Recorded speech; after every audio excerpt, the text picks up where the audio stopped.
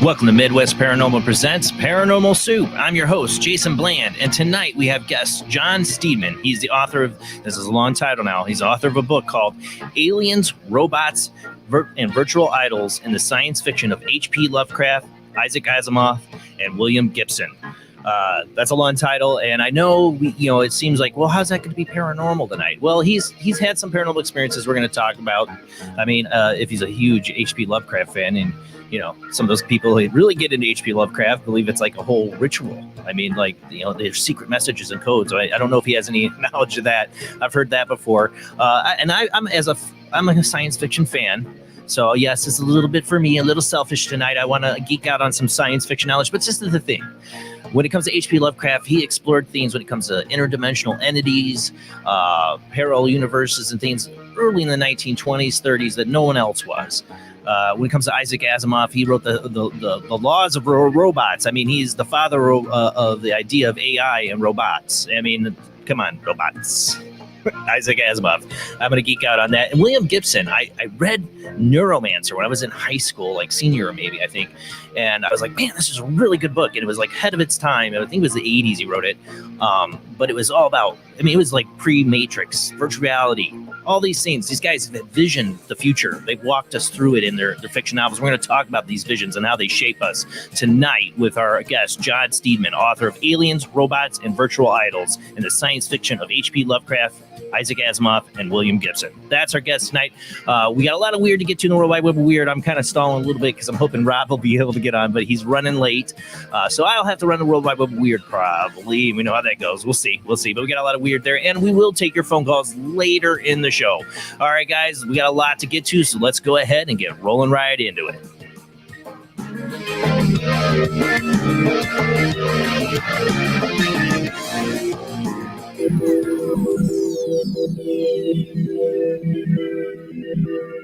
Welcome to another night of Paranormal Soup. As I said before, I'm your host, Jason Bland. Tonight's guest, John Steadman, will be joining us after the World Wide Web of Weird, after our first commercial break. And Rob is running late. I don't see him here yet, so I'm probably going to have to do the World Wide Web of Weird, see how much I can stall here. Can't stall too long. But I got to add Jamie here. Let me get her in. Oh, we're all boxed in here. Here we go. There she is. How you doing tonight, Jamie? I'm doing well, thank you. Excited for our guest. I know we'll be sci-fi geeking out. I apologize in advance. I can't wait.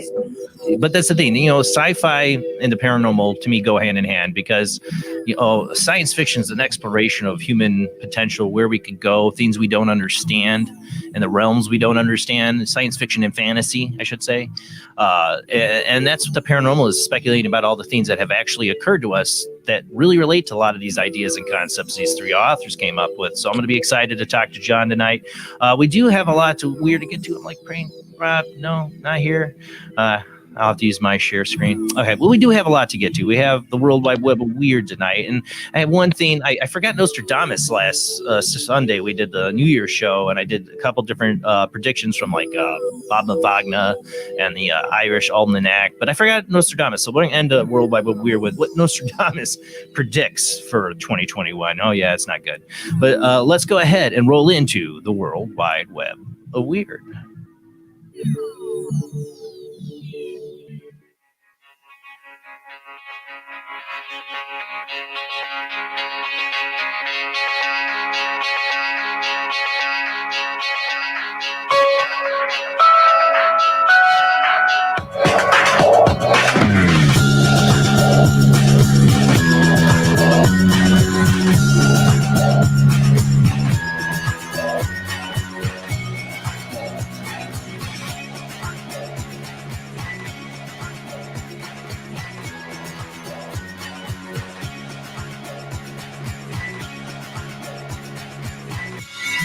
Tonight on the World Wide Web of Weird, I have an update on a story we covered not long ago. Remember the bodybuilder from Kazakhstan who married the love of his life, a sex doll? Yes. I forgot what the name of the sex doll was. I don't know. It's important. I should know her name. It's so disrespectful. But his sex doll, oh my God, people, it has broken. It's broken before Christmas. I know I shouldn't have this much fun picking on somebody. I'm not trying to pick on the guy. Everybody said it, but this is the point I'm going to get to tonight here when we talk about robots and all that stuff. And eventually these sex dolls are going to be robots. I'm just saying.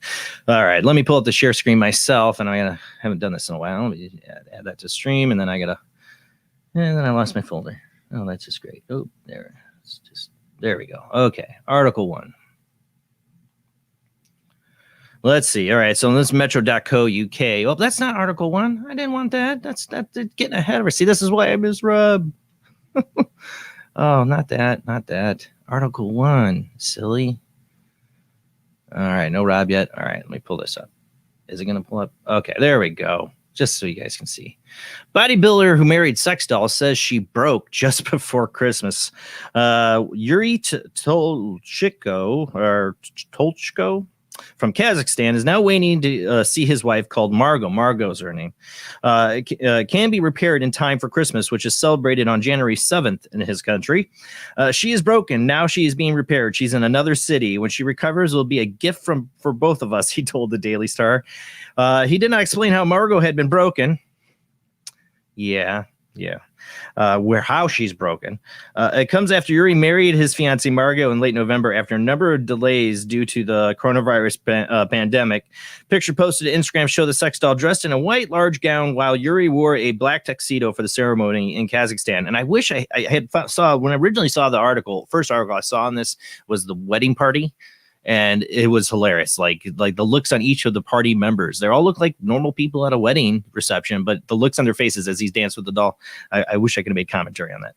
He posted a video which showed him putting a ring on Margot's finger and members of the wedding party dancing and celebrating. That's the part I'm talking about. Yuri wrote as the caption, it's happened, to be continued. He broke her.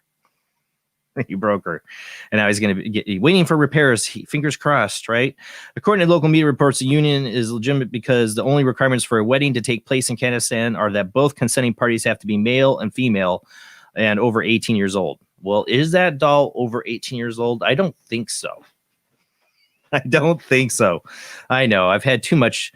He identifies as a pansexual, and man, I guess that includes dolls. I don't know. Something wrong with the world. I'm just saying. This is the thing. Eventually, these are going to be robots. As soon as this stuff becomes available to be robots, it's going to be robots. That's what I'm saying. It's going to be robots. Didn't anybody learn from Big Bang Theory?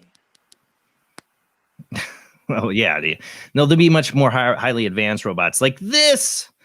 this is our next article here. Let me pause it for a second. Like I said, we're moving to this, what concerns me, like I said before about the guy with the doll from, the guy from Kazakhstan, is that we were doing this whole shutdown, lockdown, isolation thing. We're living these like virtual lives now, and people can just disconnect from one another and just get what they want from a partner by making a robot that says and does whatever they want. I'm just saying it's a kind of a scary future.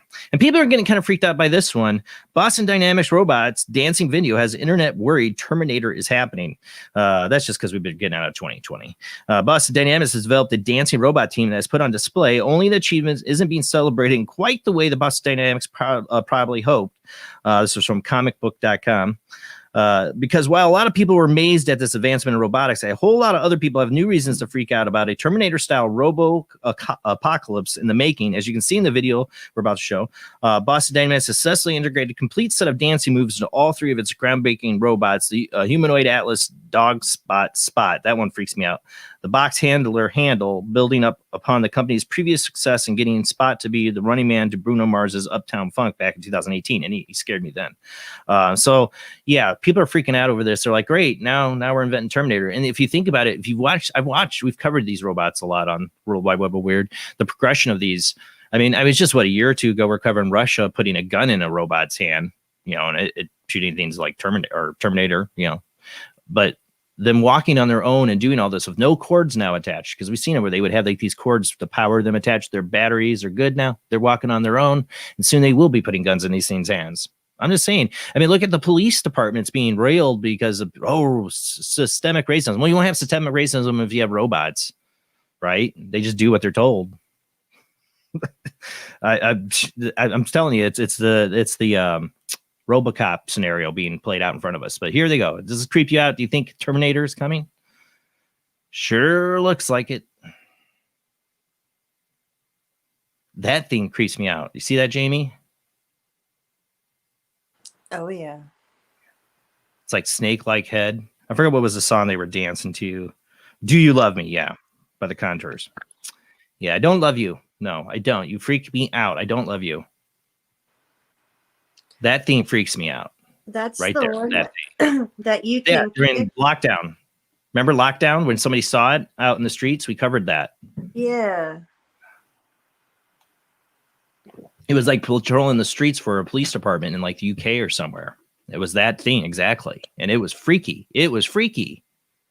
And people are like, that's not real. It was real. They're Boston Dynamics and them are testing these things out with police departments too. Well, they had Walmart security robots that went away pretty quickly that were a little bit similar. They just didn't have that long, creepy head. Well, yeah, a lot of those are like kind of like your boxed robot, kind of bulky, not so scary. The dog, the ones that they try to make like animals in that kind of freak me out. I'm getting ahead here. So I need Rob. All right. Let's go to the next one. Another update. Snake. Yeah. Yeah, I don't like any animal robotic thing. I don't know, but especially like snake-like head on the robot dog. I don't like it. No good. Now we've been covering the Jetpack Man. That's what they're calling him, Jetpack Man. And this time there's some video footage that's been spotted. Elusive Jetpack Man film near Los Angeles from unexplainedmysteries.com. Flight instructor flying near Palos Verde recently captured a footage of a jetpack traveling at high speed. And the video, which was posted by Sling Pilot Academy on December 23rd, shows a distinct human-like figure moving at a considerable speed through the air to the south of Los Angeles. A lot of these have been near Los Angeles. It remains unclear who the person is or what type of jetpack technology they're using. However, there has been some speculation that this could be the same individual who authorities have been searching for if they were spotted 3,000 feet over Los Angeles International Airport back in September. The new footage was captured at the same altitude in roughly the same region. All right, I'm going to go ahead and play it. But yeah, so there, we're Rob, before the show we were talking, it's like I think Jamie or somebody said we were doing the UFOs of 2020. That key UFO could have been a jetpack person because it does look kind of similar to this. Perhaps like a jetpack. Now I zoomed in on it here in this video, like try to steady it, zoom in on it because he's kind of like all over the place. But man, he's flying through the air. Let's see here. If it's a guy in a jetpack, then it remains to be seen whether it's legal test flight. Let's see. That's what they're saying. Legal test fight. Jetpacks are real. There's a manufacturer near Los Angeles or related to the jetpack sighting near LAX. Recently, they caused disruptions of air traffic, but they checked with that manufacturer. They denied having any knowledge of any flying it. So that's what I said. If there's one near Los Angeles and they're saying it's not us, we're not doing it, then who is it? I mean, it's technology that's available, but not, really available. I mean, you got to, spend some money, know what you're doing. So who's flying the jetpack? Especially in places they're not supposed to.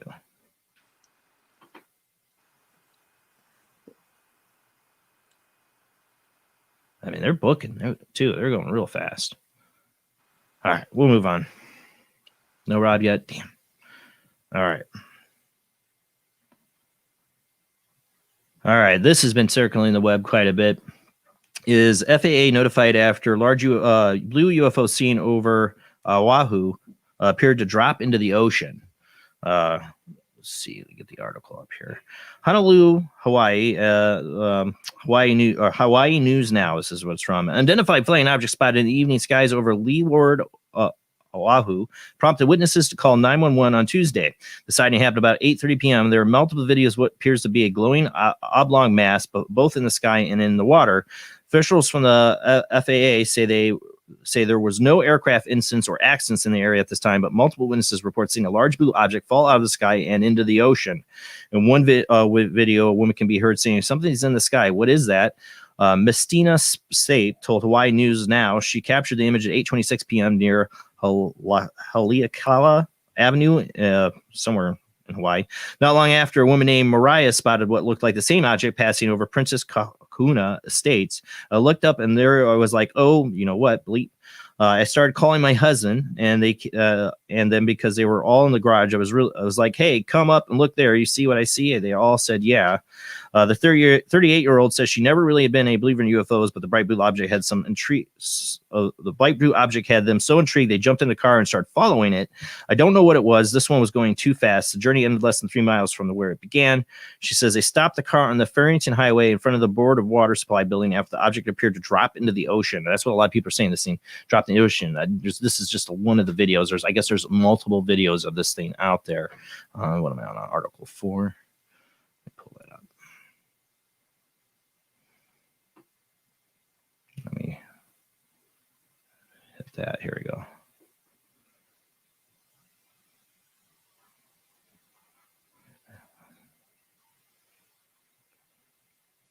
Yeah. Don't know what it is. It's a weird color for something in the sky. Lehava Beach is where this was filmed, or where it said it went down in the water. I don't know. It's weird. I don't want to say what it looks like to me there, but have you seen this, Jamie? No, I haven't. Yeah, even my boss at work sent me a link to this today. I'm like, oh yeah, I'm covering it. It's weird. It's not like, that's not a lantern. I don't know what that is. That weird purplish color. I have no explanation of what that could be up in the sky. I have no clue. Not a clue. Not a drone. I don't think a drone can make it look like that. I don't know what that is. Is it falling straight down and it's them with the camera making it? All they had was a short clip on this news segment, and that was it. And I didn't get to see anything else. So I don't know. But a lot of people, I guess, have recorded it and said it dropped into the ocean. It'd be interesting to see, what more videos come out, what other angles people got. This is all I've found so far, but it sounds like there's multiple videos of this. There's multiple people. What state or part This is Hawaii. Oh, that makes me think of a couple things. I'm gonna have to look into it. They also saw a white one. This is what she says. My husband went up to look, and he'd seen a white one coming. The white one was smaller, was coming in the same direction as the blue one. So there's a white light as well. They lost sight of the object after it passed over a nearby mountain. Thursday morning, we asked the Honolulu police investigators if they figured out what fell in the water. A spokesperson told us they didn't have any information. Meanwhile, the FAA spokesman Ian Greger said the agency received a report from police Tuesday night about a possible plane down in the area, but we had no aircraft disappear off radars and no reports of overdue or missing aircraft. Although Mariah had a couple days to think about it, she says she's still baffled by what she saw.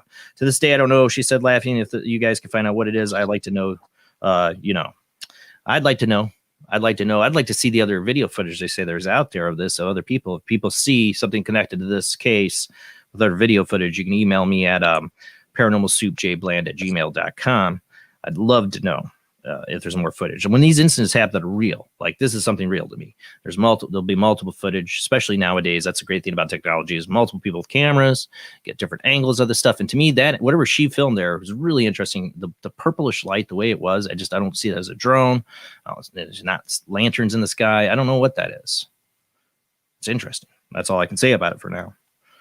All right, we got to move on though. Speaking of UFOs, a lot of people have probably seen this, but let me see. Let me pull this up. COVID-19 bill. When you get your measly $600. Yeah. Started a 180-day countdown for UFO disclosure. President Trump's signature Sunday on $2.3 trillion COVID-19 relief and government funding bills started a 180-day countdown for the Pentagon and spy agencies to say what they know about UFOs. The provision received very little attention in the part because it wasn't included in the text of the 5,593-page legislation that they all had to vote on without reading. But as the committee comment attached to the Annual Intelligence Authorization Act, which was rolled into the massive bill. See, I love how they sneak stuff in there, right? The Senate Intelligence Committee, chaired by Senator Mark Rubio, said in the comment that it directs the Director of National Intelligence in consultation with the Secretary of Defense and the heads of such other agencies to submit a report within 180 days of the date of enactment of the act to the Congressional Intelligence and Armed Services Committee on an unidentified aerial phenomenon. The report must address observed airborne objects have not been identified and should include a detailed analysis of unidentified phenomena data collected by a geospatial intelligence, signal intelligence, human intelligence, and measurements and signals intelligence, the committee said. The report must also contain a detailed analysis of data of the FBI, which was derived from investigations of intrusions of unidentified aerial phenomena data over the restricted United States airspace. So these senators are starting to get involved. That's what I always say. People think people in the government know the secrets about UFOs, so they don't. So they start hearing this, they're starting to get impression. They're like, okay, yeah, this does sound serious. Them flying over a nuclear base, that's serious. We should look into it. So we'll see. We'll see. Probably nothing will come of it. I wouldn't get your hopes up too high on this one. We'll see. 180 days. So the days are counting down. They're going to have to, put up or shut up, and they'll probably shut up and not do anything. We won't find anything out. I'm sorry. But as things are getting crazier, and we're running out of time here, so I don't know if I can cover the whole article on this. Let me get to this next one. Things have been weird in 2020, and probably going to be weird in 2021. And this is kind of creepy. I remember playing with squirrels when I was a kid at my great grandmother's house, and her like, oh, it's all right. I had this little pet squirrel I'd try to feed, but she'd be like really hesitant. Like, they can attack you. They could have rabies. And I never was scared. But now I'm wondering if my great grandmother knew something. Squirrel mania. Queens residents describe in graphic detail being attacked by crazed rodents. Some people living in Queens neighborhood are afraid to leave their homes. That's because there have been several aggressive squirrel attacks over the last few weeks. CBS2 Hazel Sanchez reported Tuesday. Where'd my article go? Dang it. My article just here. There we go. You hear someone has been bitten by a squirrel. You're like, okay, you got to be a little nib. What the deal? But this was an MMA cage match, and I lost, said victim Frederick. She said the squirrel totally unprovoked went after her, and she stood on the front stoop of her Rejo Park home on 65th Divine. She shared graphic photos of the aftermath. I actually only have the one photo here. You can barely see it. I'm sorry. Got cut off. I didn't realize, but you can see the blood on their hands. I mean, this squirrel tore them up. They need stitches. Residents don't know. I got to kind of make this quick on this article. A lot of them, these people don't know why they're attacking. The park service there said, stop feeding the squirrels. And people are like, we're not feeding them. Nobody's doing anything as far as they know, but they think somebody's feeding them. That's what's making them not afraid of humans. Or is it the fact that, humans have gotten a lot quieter lately and maybe more in lockdown phase, and now the squirrels are not getting as much food? I don't know. Animals have definitely acting weird around coronavirus. I thought this interesting stories from New York, CBSLocal.com. You can read it there. I don't really have time to read the whole thing, darn it. Because we got to get to Nostradamus predictions for 2021 that I missed doing last Sunday when we did our New Year's show. And thank you to everybody called in and participated in the New Year's show. It was a lot of fun.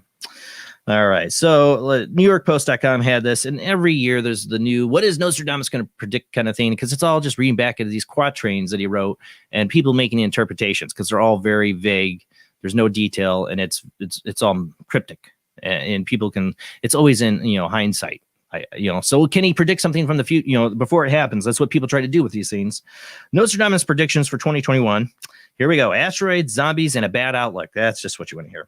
And he thought it couldn't get any worse. World-ending asteroids, zombies, and a ruinous famine are on deck for 2021, according to the French philosopher Michel de Nostradamus, whose track record for predicting the future has been frequently accurate. That can be up to debate.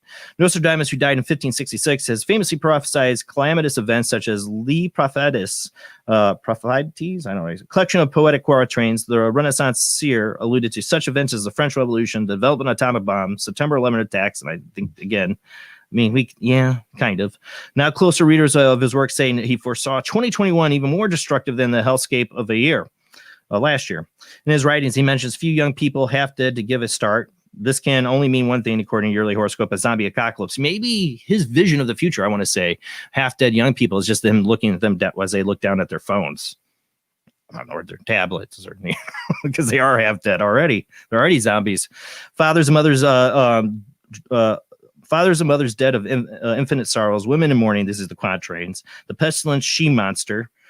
I can think of some she monsters that might fit. I don't know. The great one to be no more. All the world to end. Philosophers went on ominously. That's a quatrain. So what are we supposed to take from that? That's a prediction. Nostradamus also appears to allude to the coronavirus pandemic of 2020, but writes that the following year will be even more destructive, perhaps bringing famine to the world. Great. Already, the pandemic has resulted in millions of Americans heading to food banks for the first time. After great trouble for humanity, a greater one is prepared, Nostradamus wrote. The great mover renews the ages, rain, blood, milk, famine, steel, and plague. Oh, that's just great. Is the heavens fire seen as a long spark running? Next up, an asteroid. In the sky, one sees fire and long trails of sparks. Already, we have a few close calls on Christmas Day. A huge asteroid zipped right past us. In November, pickup-sized asteroid squeaked past our planet 250 miles. But yeah, that happens.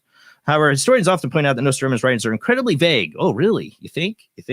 Or even downright non-existent. So take it to heart. That's what this article says. I say take it to heart.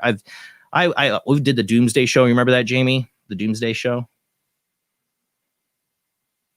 Oh, yeah. Yeah, we covered all the ways, I was raised on the Doomsday prophecies of Nostradamus and the specials that would terrify me as a kid. Like, we're all going to die. I'm never going to live to see 20 or, all that stuff. Yeah. That's how I've learned. Just let it go. I honestly am not a big fan of Nostradamus predictions. I'm just not. I'm just saying, have a hard time believing he really. I think it's a lot of reading into things and making things. I don't know.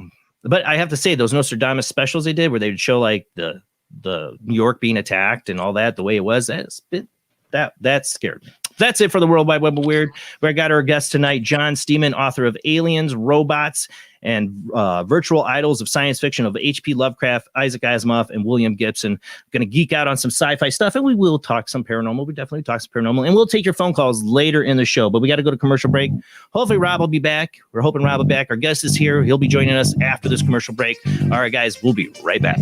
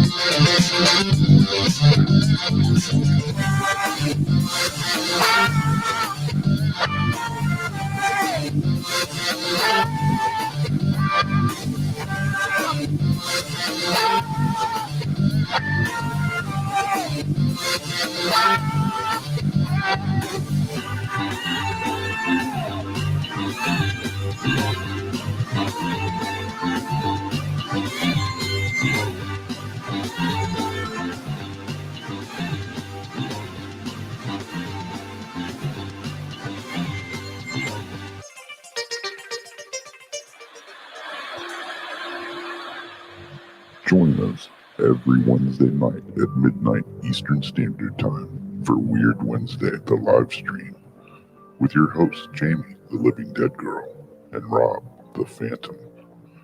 where we'll talk about all things paranormal, including zodiac, astrology, tarot card and oracle card readings, live ghost boxing and spirit communication, where we'll do voices from beyond the cold case files.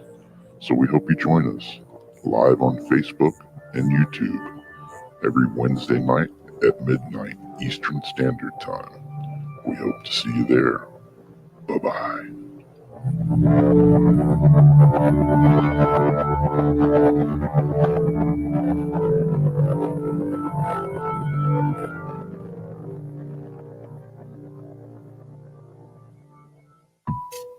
Since 1948, Fate magazine has brought you reports of the strange and unknown, all of them true. Fate Radio is carrying on that tradition, bringing you the unusual, macabre, strange, and bizarre. Join host Kat Hobson Sunday nights from 8 to 10 p.m. Eastern on WBHM Digital Broadcasting.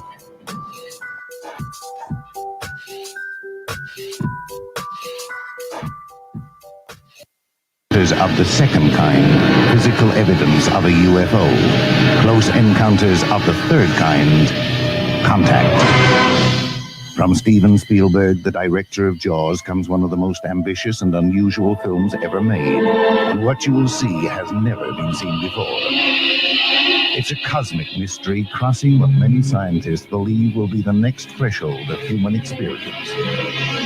It's called Close Encounters of the Third Kind. It begins in an Indiana town and leads to one inescapable conclusion. We are not alone.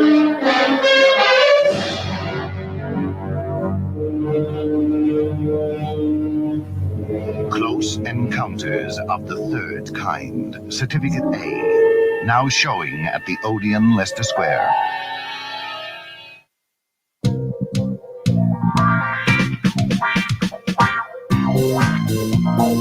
The night is alive. Join us and take a walk on the weird side when you tune in to The Kingdom of Nye, hosted by Heather Wade, the finest in late night talk. Listen live free weeknights starting at 9 p.m. Pacific time at thekingdomofnye.com, talkstreamlive.com, and the Paranormal Radio app. Wanna take a ride? The international chart-topping Haunted Horror of Haverfordwest has been described as terrifyingly real, a must-read, shocking and chilling brilliance, genuinely worrying, utterly frightening. Don't read before bed. Described as one of the spookiest writers out there, best-selling author G.L. Davies presents Haunted Horror of Haverfordwest, the true paranormal account that is shocking the world. Dare you enter? Dare you read? Haunted Horror of Haverfordwest is available on Amazon, Barnes & Noble, Kindle, and wherever books are sold. Pray you never have to live there. Do you like rock and roll? Do you enjoy a good story? Wish You Were Here, a rock fantasy, is a book inspired by Badfinger. It will not only entertain you, but intrigue you. What is it about? Well, Thomas is searching for his bandmate and friend in heaven, and in spirit has helped pen this story. He meets an old friend and famous new ones on his afterlife voyage. Midwest Book Review said, Wish You Were Here, a rock fantasy, is a book inspired by Badfinger. It's a quirky story by Joyce S. Isaacson and is unique, original, and deftly crafted metaphysical novel that showcases the author's genuine flair for character and narrative-driven entertainment that is simply riveting from first page to last. Wish You Were Here, a rock fantasy, is now available on pennantpublication.com, Amazon.com in paperback and hardcover, and also on Kindle Unlimited. So check it out now. Wish You Were Here, a rock fantasy. Switch to DCS ranging. 240, nominal to profile. We're in the pipe. 5 by 5.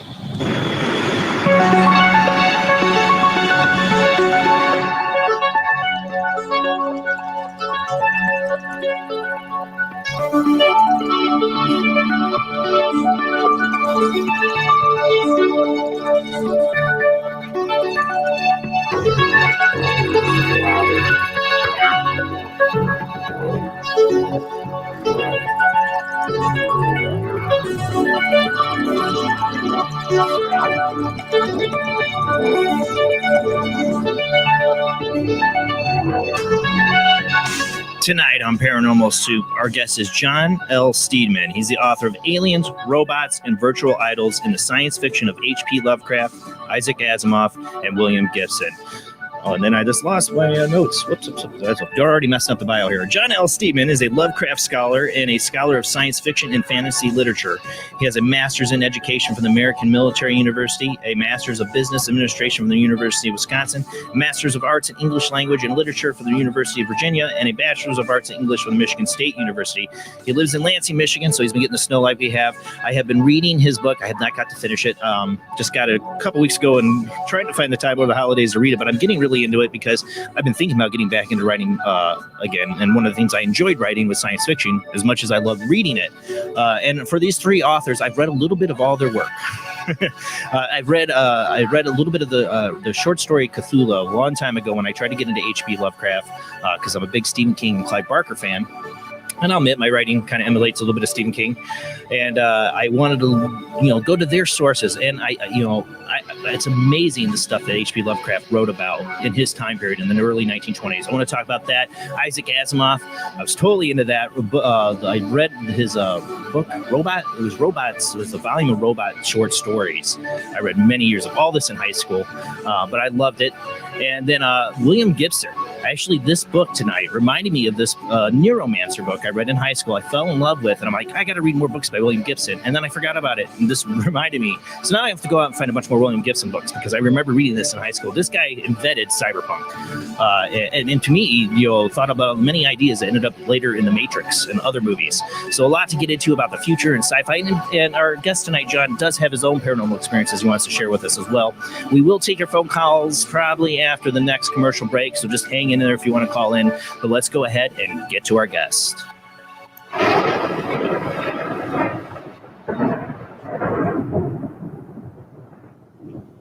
Now I got to bring him on here, and I got too many screens. Hold on a second. Oh, and Rob's with us, so hold on. How you doing tonight, John? Let's make sure we can hear you. Yeah, I'm doing fine. Can you hear me all right? Oh, I hear you just fine. Good. One real quick note, John, there's a mute button on here. When we go to commercial break, do me a favor and just mute your mic, because if I do it, I forget, and we come back, I start talking to you, and I'm like, oh, why don't we hear John? So it's a little mic button you'll see. Just when you go to the commercial break, just mute yourself. Okay, I'll try and remember that. My name is Steadman, by the way, not Steadman. See? So it's the first time we talked. We didn't get to do that, the pre-show, so I can ask you how you say your last name. So Steadman? Yeah, and also the book is like Virtual Reality Idols in the science fiction of H.P. Lovecraft. You left one of those words out. I think you left virtual out. But so I thought I said virtual reality. Oh, sorry. Aliens, Robots, and Virtual Reality Idols in the science fiction of H.P. Lovecraft, Isaac Asimov, and William Gibson. It's quite a mouthful, by the way. I looked at. I'm gonna forget a word in there. I looked at the titles of all the other books, and there's only one other book that I could find that actually comes close to that many words. But quite seriously, every time I tried to think of a more economical or efficient title, that one just stuck in my mind. So I went with it. But it's kind of a mouthful. It is. Like I said, reading you reminded me of William Gibson. That was the one I read that in Neuromancer in high school. And I loved it, and I wanted to read more of it, and I completely forgot about it until I started reading your book. I'm like, oh yeah, William Gibson. So, and he's still writing stuff, right now. So yes. I went into that. In the spring, he came out with his second volume of the Peripheral series, his trilogy that he's been working on. The Peripheral was the first one. The second one is called Agency, where what he's trying to do, I think he's trying to go full cycle now, where he's trying to bring us up to the point where Neuromancer left off. Now, Neuromancer kind of takes place, I think, in the late 20th 22nd century, possibly the 23rd Yeah. century. And you have all these virtual VR idols in that book. And Yeah. what he The tried, Neuromancer. I think he tries to go back and show the origins of those in the Peripheral series. Oh. Because in Agency, he's got a VR entity named Eunice, and she's not an alienized entity. And I was very happy about that because, my book came out before Agency, and I was afraid that he might put like hundreds of aliens in there, which would make my book obsolete.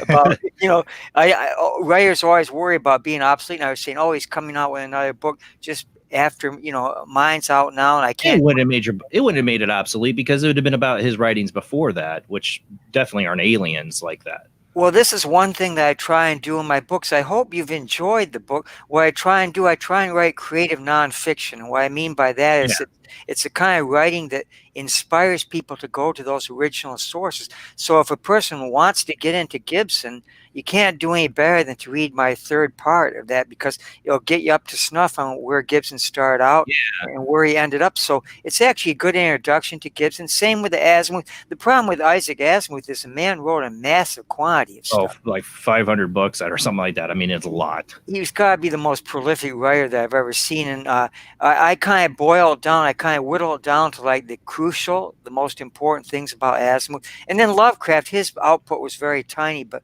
this is Lovecraft we're talking about. This is the thing. This is the thing that sells my books. The Lovecraft name. I say it's still a golden child here. Let's start there. I want to start there because it seems you're a H.P. Lovecraft scholar, and like I said, I tried to read H.P. Lovecraft in high school because I was big into Stephen King and Clive Barker, and I read later on. I read too. I tried to give Lovecraft a chance, and because all the concepts that Stephen King would talk about that he got ideas from Lovecraft, especially when it comes to like dimensional entities and parallel universe stuff, he was covering like way ahead of his time. Genius, but I had trouble reading it, just to be honest, with H.P. Lovecraft. But I mean, what he started, I mean, is influenced so much when it comes to science fiction and horror. I mean, immensely. You can find traces of Lovecraft over so much in fiction. Yeah, especially in popular culture. A lot of these movies coming out now are based on Lovecraftian themes. The two main themes, of course, are the whole idea of like hidden groups of cultists. Kind of hidden under the radar, so to speak, and they're trying to do something. And then the alien astronaut theory. Now, what's interesting about the alien astronaut theory is like a lot of people think that originated like in the 60s, where you have Jacques Poulot, I think his name was, The Morning of the Magicians, and then the Book of the Damned. These books were like the original ones, and then people built upon those, like Eric von Daniken, of course, came along with the Chariots of the Gods, and then the other ones kind of built upon that. But actually, you can actually trace the origins of the alien astronaut theory to H.P. Lovecraft because his works were disseminated among the World War II soldiers in cheap paperback editions, and he was postulating the whole idea of the alien astronaut theory. Like we're talking about, like you mentioned in the 1920s, but this was 1926, 1925. Yeah. Way before the 1960s, so you could argue that H.P. Lovecraft was a progenitor of the alien astronaut literature that came along later. For sure.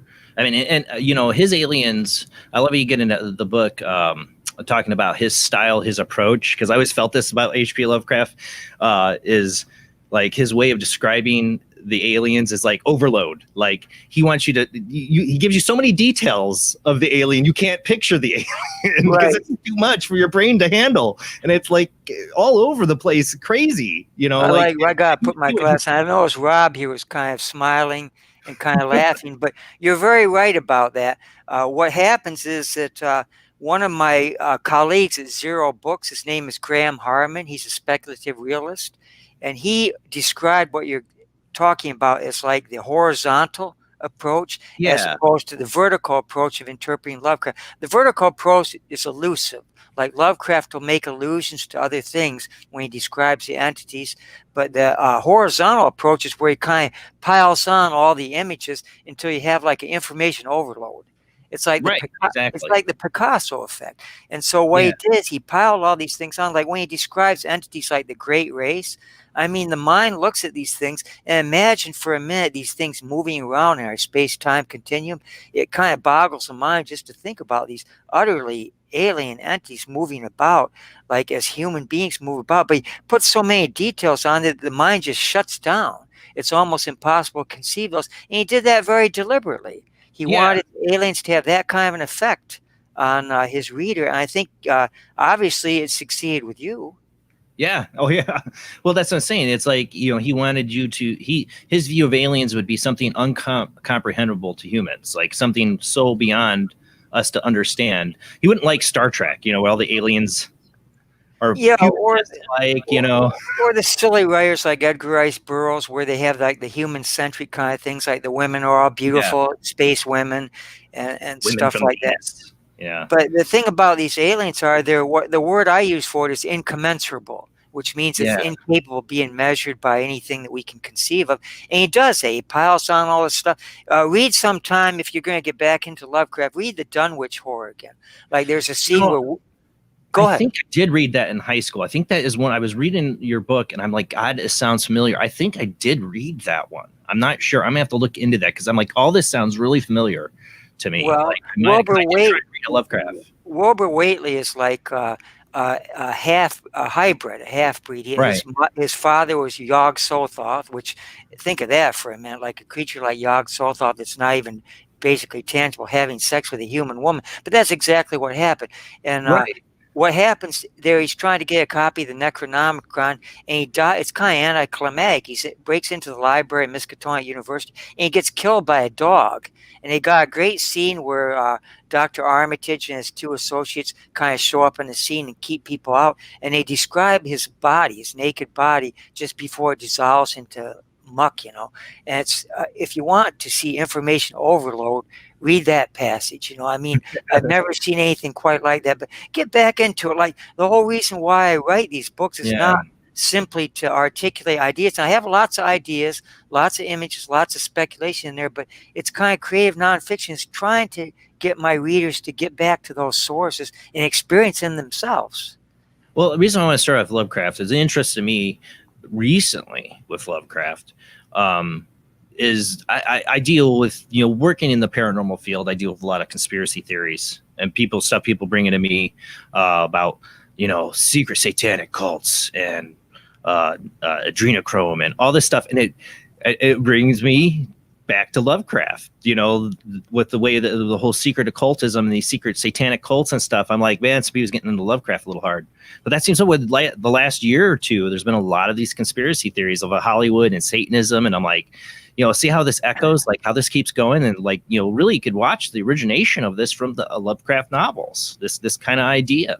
Where did he get this from? Where did it come from? From real life, true things like, well, if you're really interested in that topic, read my first book, H.P. Lovecraft and the Black Magical Tradition. I trace how Lovecraft influenced the major black magical systems in the world today, which would be the voodoo religion, of course. It would be the Wiccan religion. It would be Kenneth Grant's Typhonian OTO. And then the Church of Satan. I have a chapter on the Church of Satan. And Satanism's taken different form since Anton LaVey died, but it's still the same thing, you know, where they have a Church of Satan in Philadelphia or whatever, it's the same thing. And then the chaos magic, those are the main magical systems, black magical systems. Lovecraft had an incredible influence on those systems, but it wasn't two-way. You know, Lovecraft was an atheist. Right. I would argue that he's agnostic. He didn't believe in magic. He actually inspired all these people, and it's all on the people being inspired. It's all on their side. They adopt Lovecraft's themes, his images, and a lot of his characters and his motifs in their own magical rituals. But it's not vice versa. Lovecraft would have been he was actually a pretty nice kind of a guy, despite the racism and all the other. Yeah, he was heavily racist. We can't avoid that subject. There's no way about that, but he was basically kind of he took things in stride, and he would be very amused by the fact to know that these magical systems are actually adopting these fictional constructs for their own magical sins. But I explore this in full detail in that book, and if you look at that book, you'll find that it's chock full of the kind of fun stuff that this second book is.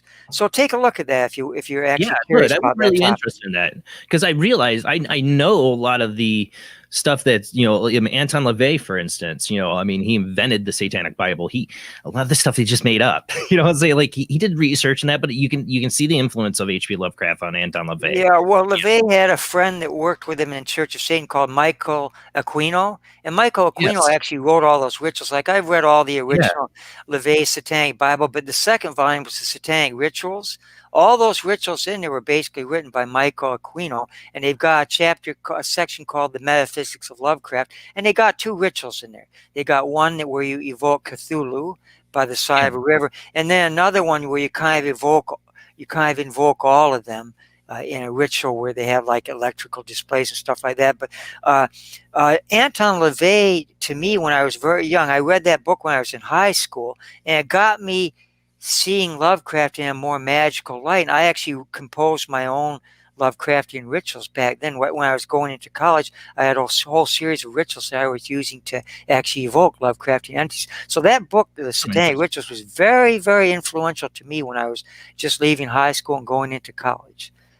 So this is one reason you became a scout. You got into the actual lore and like use of magic based on Lovecraft kind of Lovecraftian themes, themes. It's like a mythos and a whole thing. I mean, it's like it's created universe, but like doing actual magic rituals. Did you get results? That's my question. I did get results, and it was weird. Up until then, when I was in high school, I used to experiment with the magical grimoires, and they had pretty standard rituals. Now, I was really heavily into Aleister Crowley, and he had a ritual in one of the Equinox volumes called the Evocation of Bartzabel. Bartzabel is a spirit of Mars. And what we did, my friends and me, I had 2 magical assistants. We went out into the woods, and we actually performed the ritual exactly the way it was laid out in that Equinox volume. And what was weird about it was, like, it worked. I mean, we did everything. Now, I don't do these on drugs, okay? I'm not a big fan of drugs or anything like that. Seriously. You took this very seriously, what you're doing. You can't conjure up anything when you're drunk, for heaven's sake. You have to have a clear mind. Plus, you have to watch what you're doing. These things are not anything to play around with. Right. In any case, we called up the spirit of Bartzabel out in the woods there, and the thing appeared just the way you'd expect it to appear. It was a kind of a Martian entity, so it had like red robes on. It had a marital thing. It was carrying a sword, and it appeared, and I started questioning it. And in the back of my mind, I was thinking, this thing is so textbook perfect, like a Martian entity. Is this just something that I'm making up in my mind, or is there really an entity there? And I started questioning that. That kind of ruined the ritual, because at that point, the suspension of disbelief wasn't there anymore, and it just all kind of ended.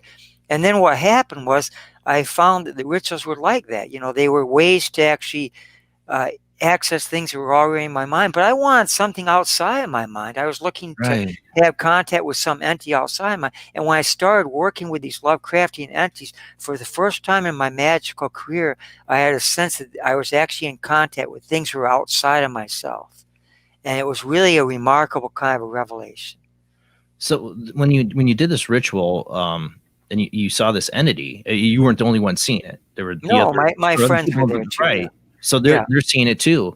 I mean, so that's pretty real. That's pretty, powerful stuff to witness. Would either make people either go further down that path or scare the people away. Well, I wanted to go down a different path, because I question, I could see it, certainly. Maybe I could go and touch it, but you don't do that.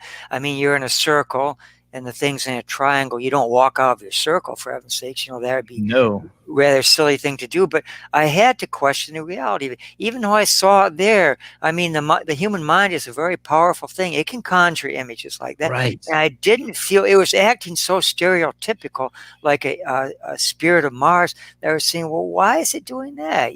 I mean, if there's really an entity there, why is it like conforming to my stereotypes? Expectations. Yeah, why is it doing that? And then I started thinking I made the entity up, and it was just kind of like something that come out of my own mind, and it was just kind of like a self-fulfilling prophecy, But when I started doing the Lovecraftian magic, I had no doubt that I was in touch with something outside myself. Now, what it was, that's open to interpretation, like the Nostradamus things you were talking about. Whether Well- that's reality, I don't know.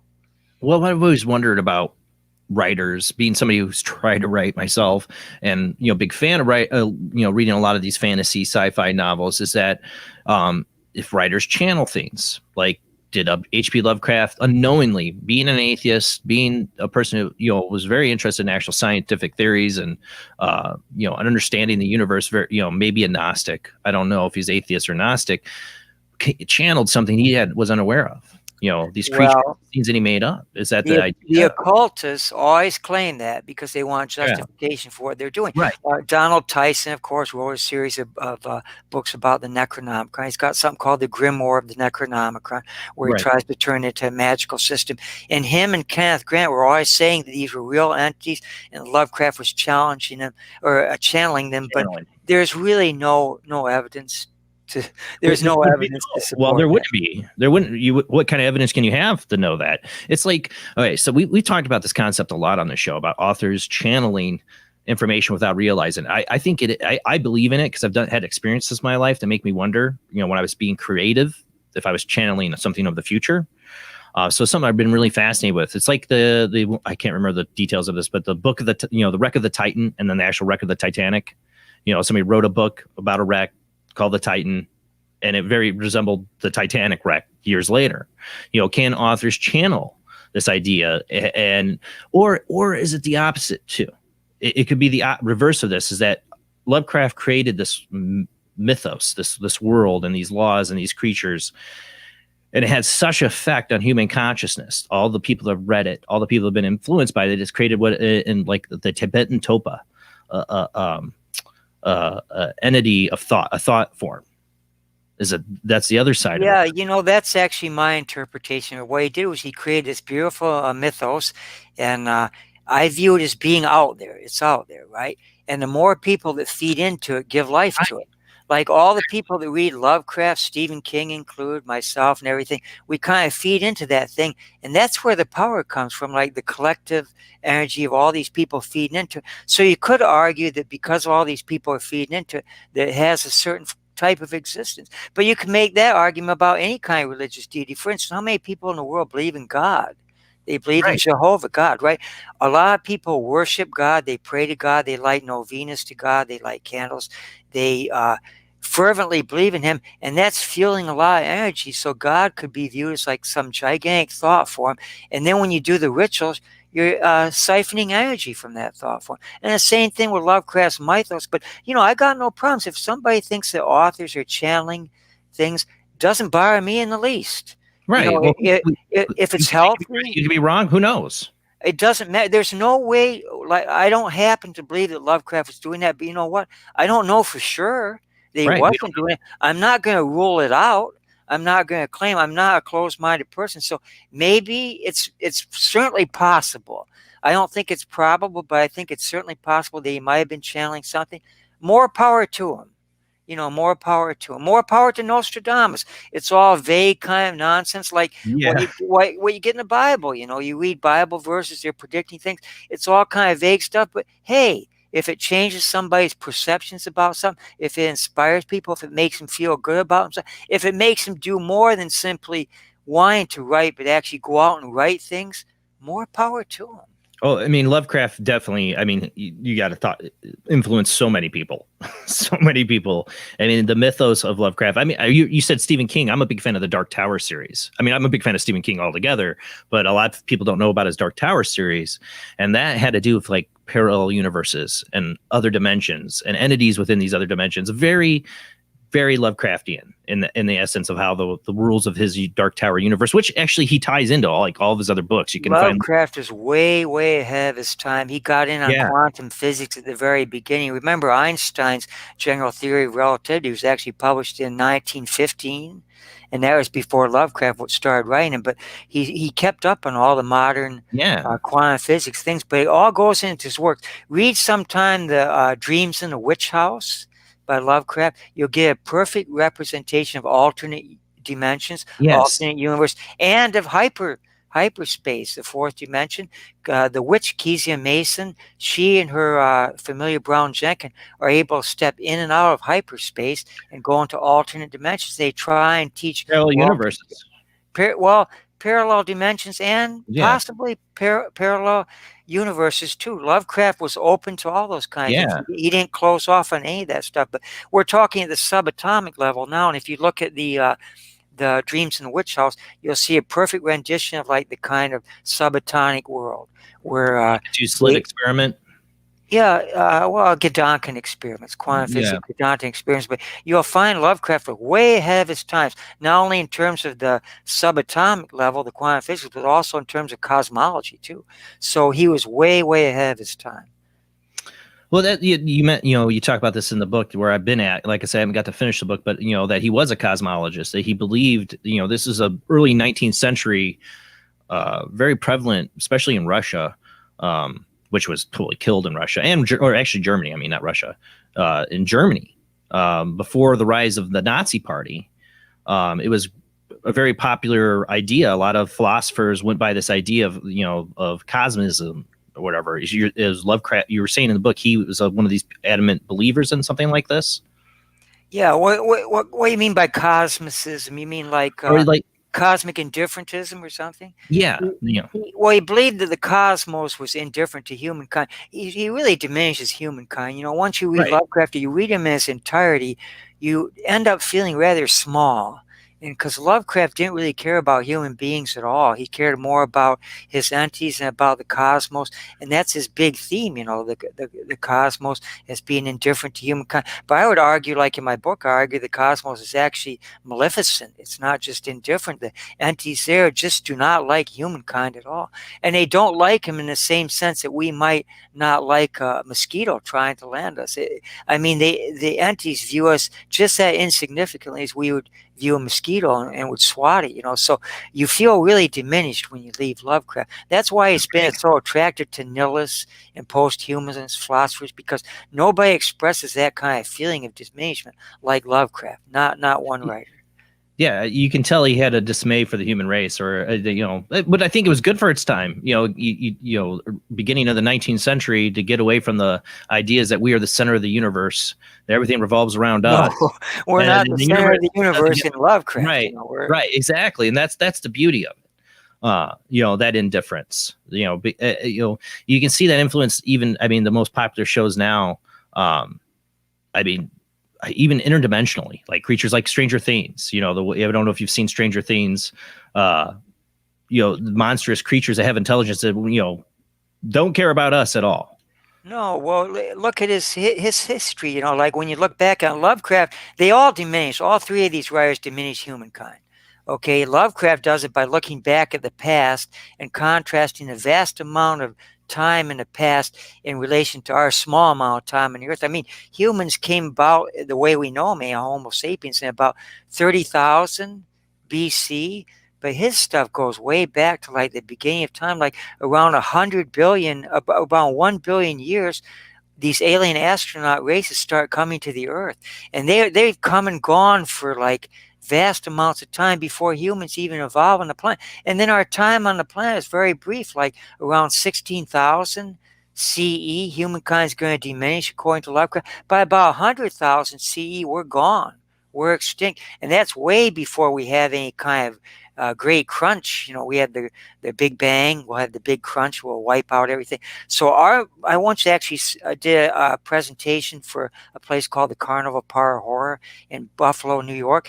And I did a pyramid one time. And when you look at humankind's relation on the pyramid, it's like a tiny little thing at the very top of the pyramid. And it's got all these vast alien races starting like as early as, like I said, 1 billion BCE, and it's a vast amount of time. Then this tiny little bit for humankind. If you want to be diminished, and then Lovecraft does even worse than that. He actually claims like probably around 4 billion BC, single cells evolved on Earth.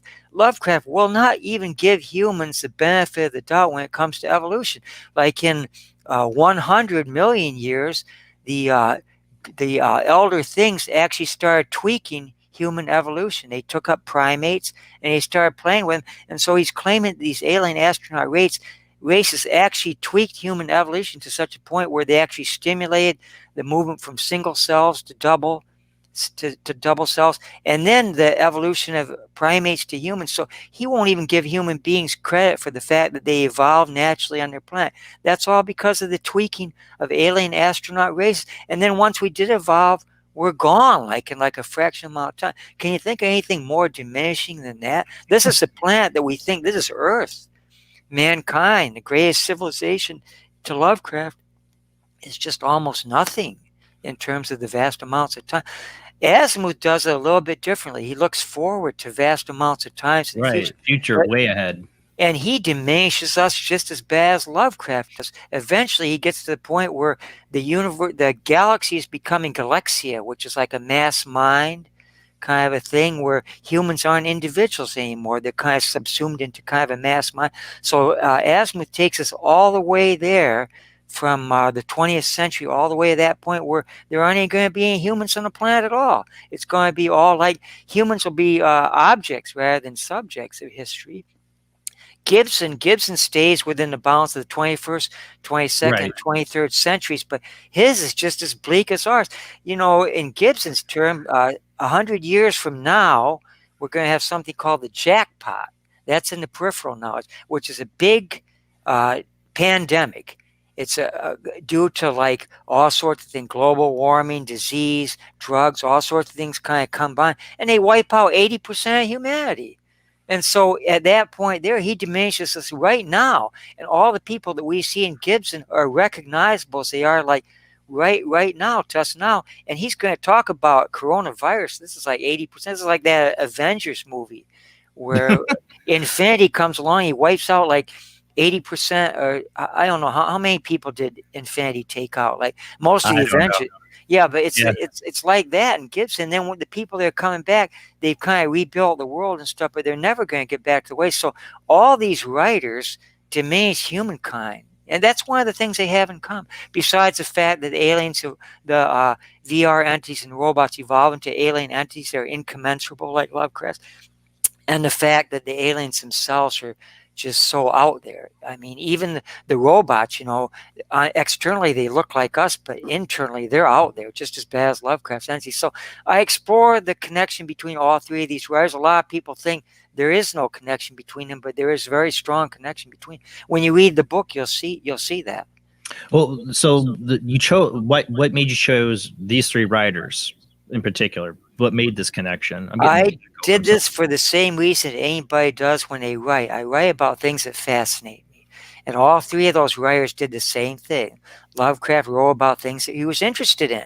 He called his fiction junk. He called it junk. Yeah. Asimov, he said, there's no meanings in my work. I'm just interested in robots and stuff, so I'm writing. Gibson has a very unique response to that. Whenever somebody came up to Gibson and they'd say, I know exactly what this means. And then they'll tell him. And then Gibson will say, that's it. That's exactly what it means. And then somebody else comes and tells him the exact same thing, but it's a totally different meaning.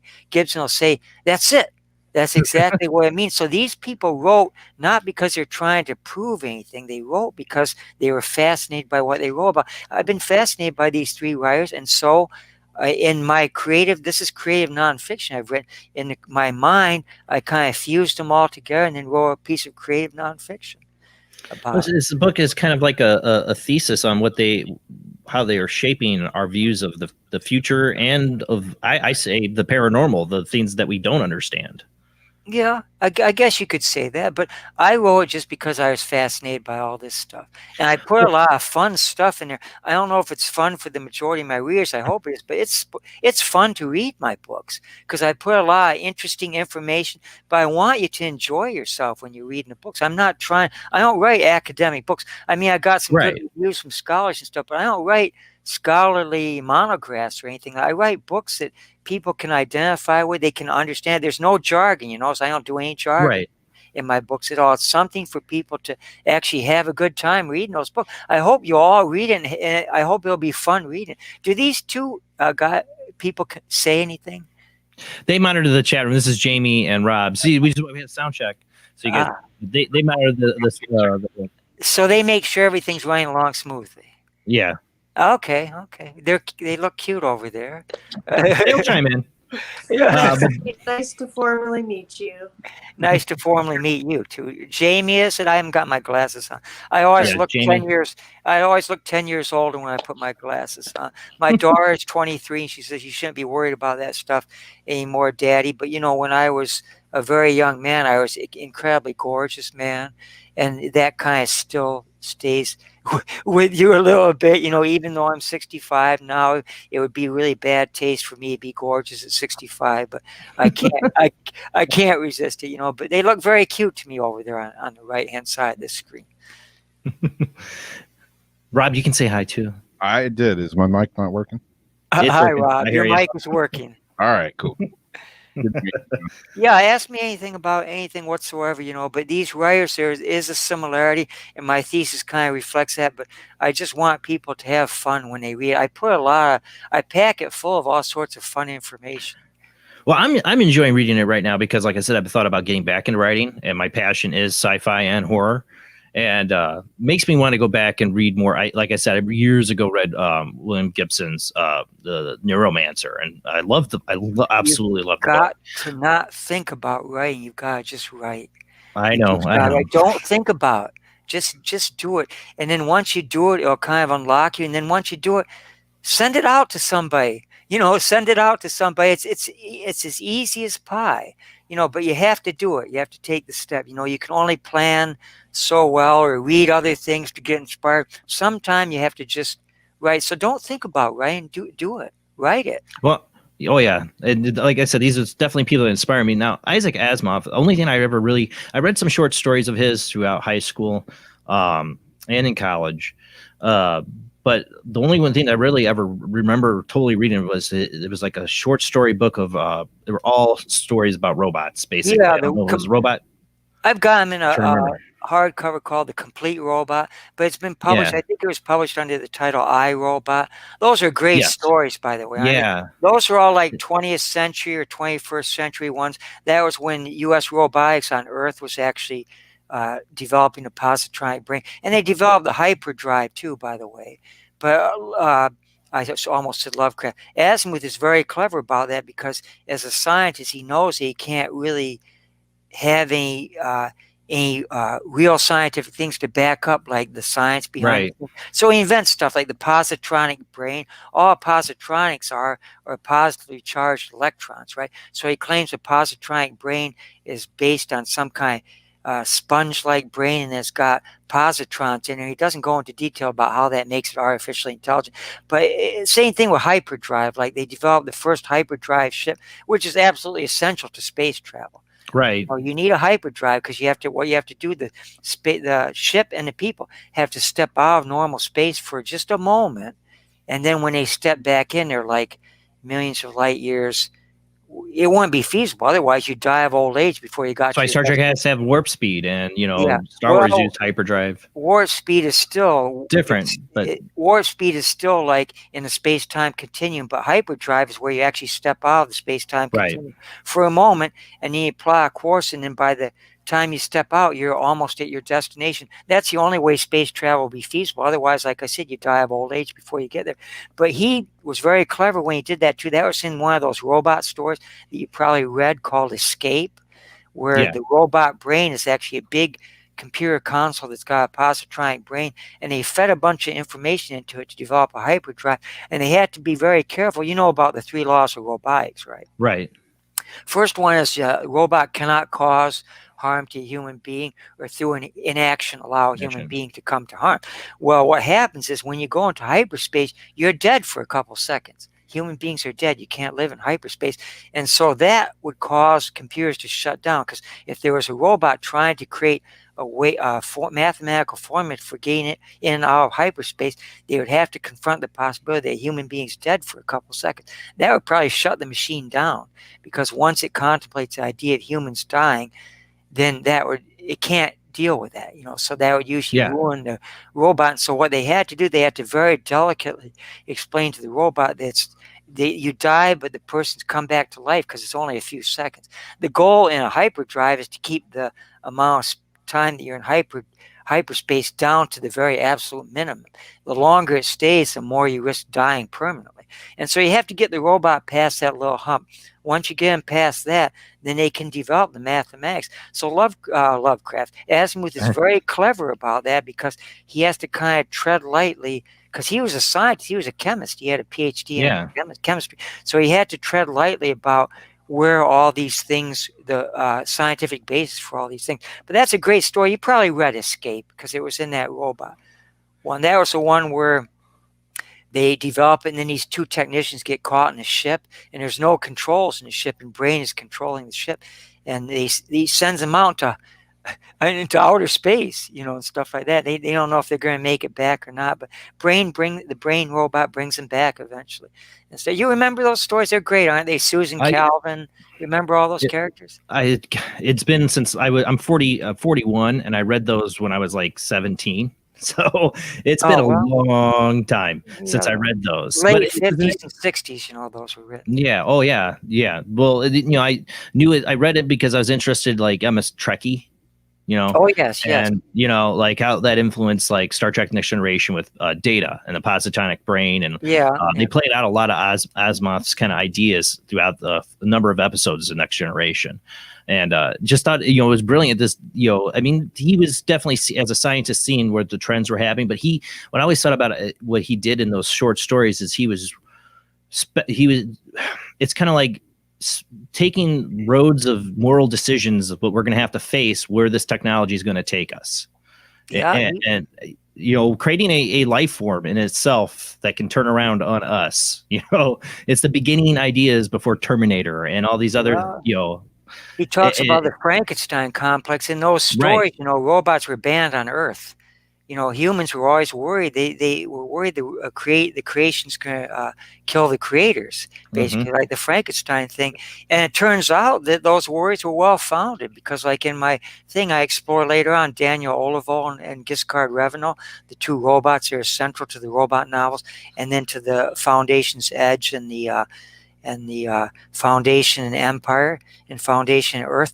In those robots, they actually do end up being a menace to humankind. Although it's not like the Frankenstein, Monique, it's like redefining what it means to be human. And so the people that were worried about keeping the robots at bay, that was actually a pretty valid worry. And it also decimated, like if you read those robot novels, that's long after the robots is gone. U.S. robots has gone off-world, and the robots are used in off-world, like space stations and stuff like that. But the spacers come up, like the humans retreat underground in the robot novels to their caves of steel. Robots stay on the surface and do all the mining and farming and stuff like that. The spacers are a form of humans that actually go into space, and they take the robots with them to help colonize. But that doesn't turn out good for them either. What Asimov argues is that they become so complacent that after they develop 50 worlds or so, the robots actually lead to their demise for two reasons. One, the robots themselves take care of all their wants, handle all their things, and so they're never facing any kind of conflict at all, the way human beings have to deal with. And so they're weak in that regard. They don't know how to handle conflict. And then secondly, they've evolved into a point where they live like for centuries. The problem with living for centuries is you kind of focus on the individual. Like say that I'm a writer, right? I say, well, I'm going to live for centuries. I don't want to share any of my own insights or creativity with anybody else because I'm going to live for centuries. And then you're kind of like in your own world. It'd be like me saying, I'm going to write this book, Aliens, Robots, but I don't want to deal with publishers or with with audiences, or the muck of like competing or trying to get sales and stuff like that. I'm just going to very leisurely write my book, and then pretty soon your edge is gone.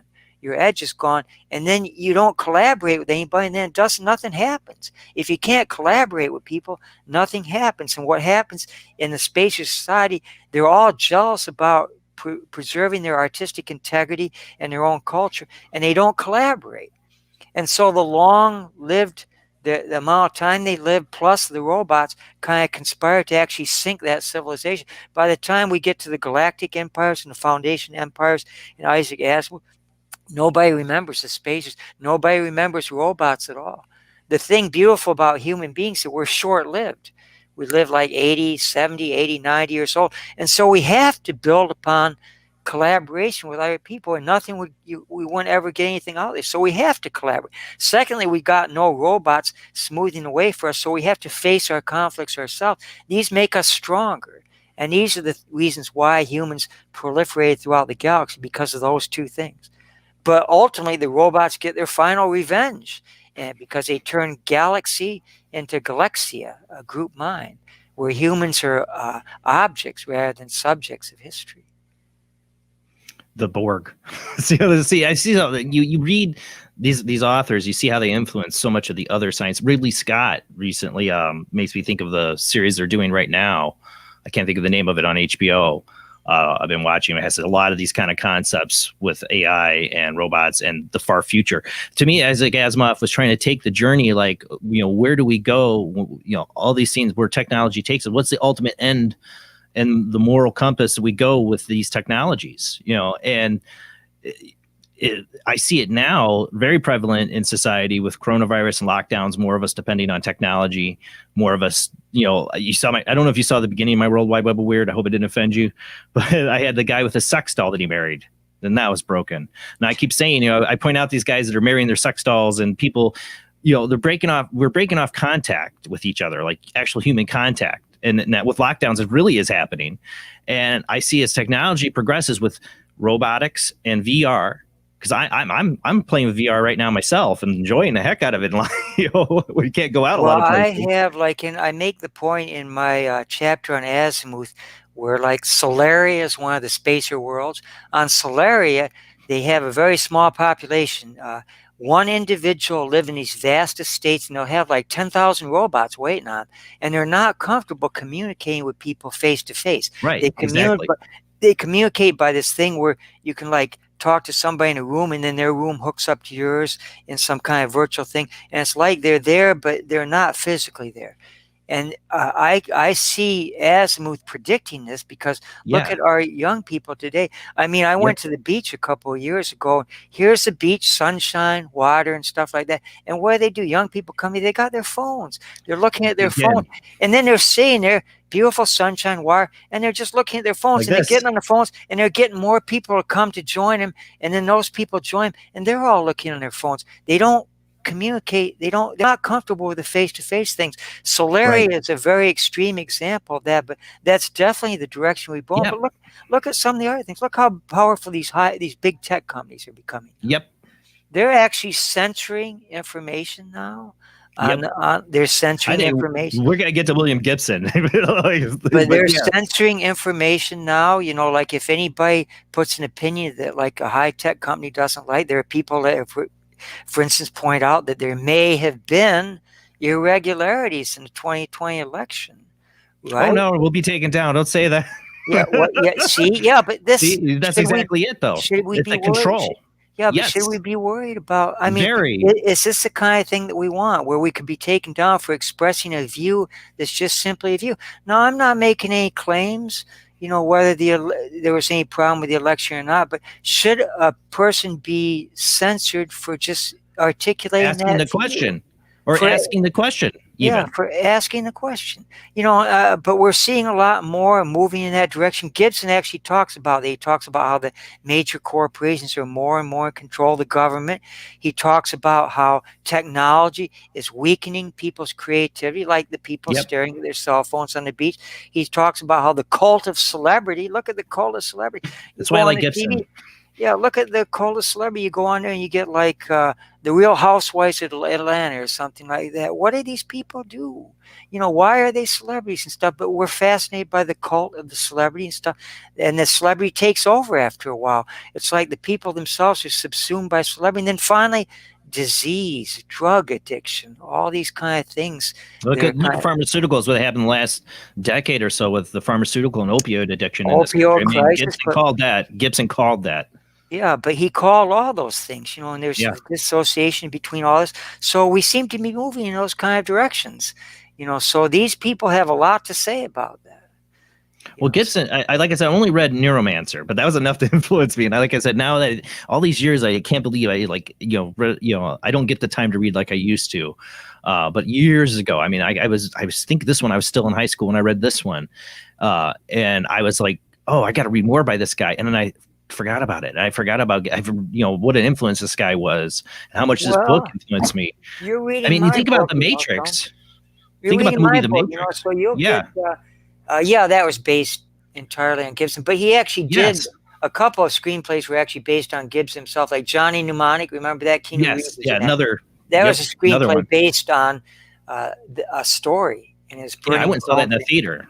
The Burning Chrome. Yes. Yeah, and then they had one that what's his name? Denzel Washington was in it. I forget, but that Russell Crowe. Yeah. Remember that one? Yes. Yeah. Oh God, I saw that in the theater too. Russell Crowe's living in a virtual world, but he gets out somehow. He's a virtual entity. He's a virtual entity created. He gets out. The guy, this kind of nerdy guy wants to. I should talk. We're all nerds here, right? Yeah, I'm nerdy, proud of it. Yeah, but in any case, this nerdy guy thinks he's getting there was really a hot looking virtual reality woman there, and he was thinking he was getting her, but he got tricked. He got Russell Crowe instead of the woman. Yes, that didn't work out. Yeah, that didn't work out well. And then Denzel Washington. Yeah. What's the name of that movie? Because that's going to drive. Oh, what was it? Oh, Virtuosity. That's it. Virtuosity. Yes, I saw that in the theater too. Because I've always been fascinated. Lawnmower Man. I've always been fascinated by VR. Now I have VR. That was Lawnmower Man was Stephen King. Oh yeah, I know. I'm just saying anything to do with VR. It's interesting. Neuromancer in the novel. This Neuromancer tries to get the main character Case, who's like a net runner, tries to get him into this realm where he tries to get him trapped in this virtual reality, and then his body's going to be in ice somewhere, maybe dead, and he's living in this virtual world. But look, you could see how that inspired The Matrix. Yes, what exactly. Those machines doing The Matrix, they got all these people that are like batteries, and they're living in these virtual kind of roles, and the machines are only interested in them for the energy they're generating, and then the emotions. Think about, we were talking before about thought forms, how people think about all the thought forms of those people that are like in a comatose state. And there was one guy in... they alluded to that in The Matrix, too, in a way. They kind of alluded like some of these entities in there. But there was one guy, he wanted that. The one guy, he wanted to actually be a battery because he wanted to live like a kind of a upwardly mobile kind of existence in his mind. And he was saying, put me into a position where I'm rich, but not so rich. Yeah. And he was enjoying a virtual state, and that's what he wanted. He wanted to actually... I didn't want to take... Can I throw out the red pill? Can I take that back? He wanted to lay there hooked up so they could draw energy so he could live in it. But look, this is a direction. He didn't care. Yeah, he didn't care as long as he had like nice images. But Gibson predicted all that in Neuromancer. Neuromancer. And then later on, the Loa idols, who are based on voodoo entities, for some reason, they want to get these human beings into the lands of the dead. They don't care about what happens to their body. They just want to draw energy. Now, I argue in my book that it's not clear why they want to do this. That's part of my thesis, the incommensurable thing of the Gibson's. Right. You can't understand it. We got to go. We'll hold that there. We got to go to commercial. Yeah, we got to go to commercial break here, and we'll continue talking. I know we're geeking out on some sci-fi stuff here, but I can't help it. Well, that's what this is all about. Yeah, exactly. Like I said, these guys definitely shaped the consciousness of humankind with their ideas of the future, the ideas of the unknown or the incomprehensible entities or the other side. These guys definitely shaped our views on this in so many ways in all of our fiction and movies. So a lot of themes will come up tonight, and we will open up the phone lines when we come back. I'll give out those phone numbers, but we'll be right back after a short commercial break. Sounds good.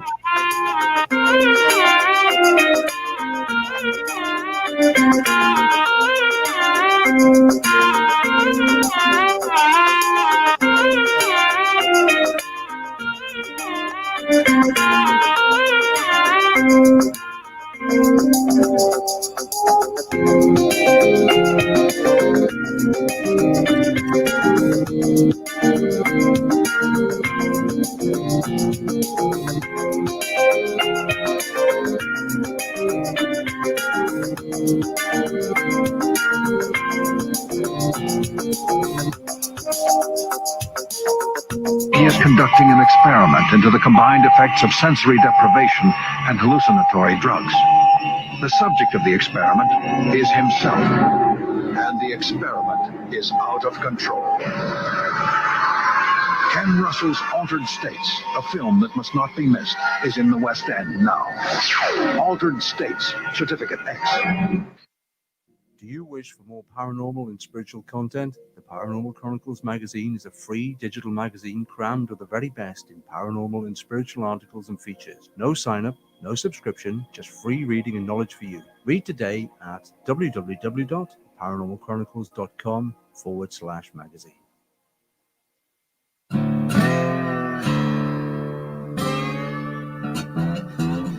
Oh, come on. I'm Southern, but... nope. That'll do. Hello, I am Kat Hobson, host of Paranormal Experience here on WBHM Digital Broadcasting out of Birmingham, Alabama. I enjoy having guests from all areas of the paranormal, from ghosts to ufology to cryptids and beyond. You'll find some of the best researchers in their fields bringing you some great information. Join me on Wednesday nights from 8 to 10 p. Eastern here on WBHM Digital Broadcasting.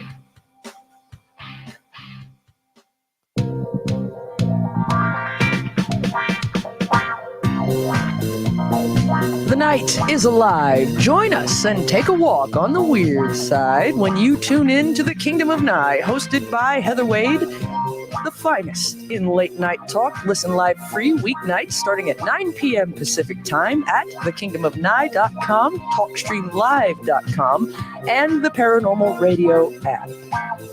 Wanna take a ride?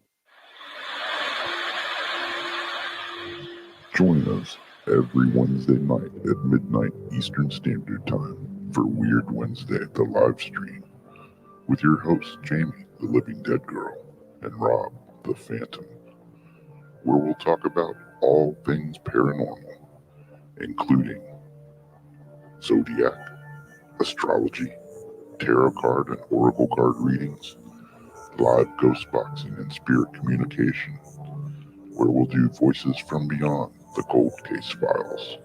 So we hope you join us live on Facebook and YouTube every Wednesday night at midnight Eastern Standard Time.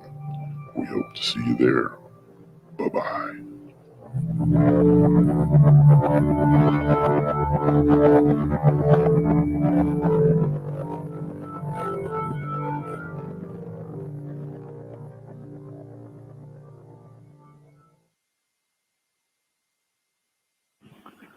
Paranation Magazine is a new paranormal magazine based out of Denver, Colorado. Our goal isn't just to give you the best paranormal content out there, but to promote paranormal unity. We're doing this by giving everyone an opportunity to tell their stories and to share their experiences. For more information, follow us on Facebook at Paranation Magazine and soon, paranationmag.com. I've Never Met a Dead Person I Didn't Like is the extraordinary travels of a young, alone, and broke psychic in the highly anticipated new book from internationally renowned psychic, medium, medical intuitive, and best-selling author Sherry Dillard. Critics have described I've Never Met a Dead Person I Didn't Like as an engrossing memoir, an empowering story of how a broken girl came to accept her psychic gift, a refreshing and fun read. I've Never Met a Dead Person I Didn't Like is available through Amazon, Kindle, Barnes & Noble, and wherever books are sold.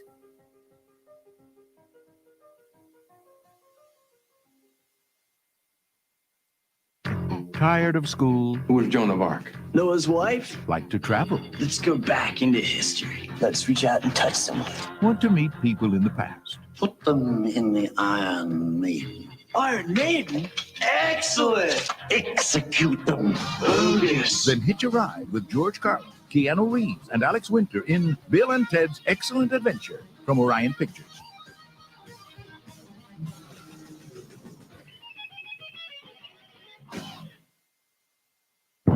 Are you intrigued by Paranormal Talk Radio? You'll love the new Paranormal Radio app from Talkstream Live. You'll find a great selection of talk shows covering UFOs, ghosts, strange phenomena, and much more. Download the Paranormal Radio app now and start listening to the very best in paranormal talk entertainment, including the network you're listening to right now, the Paranormal Radio app. free in Google Play and the iOS App Store. Vince, you said before you were waiting for a sign. What sign are you waiting for? Gozer the Traveler. He will come in one of the pre-chosen forms. During the rectification of the Valdrani, the Traveler came as a large and moving Torb. Then, during the third reconciliation of the last of the McKettrick supplicants, they chose a new form for him, that of a giant slore. Many Shubs and Zools knew what it was to be roasted in the depths of the slore that day, I can tell you.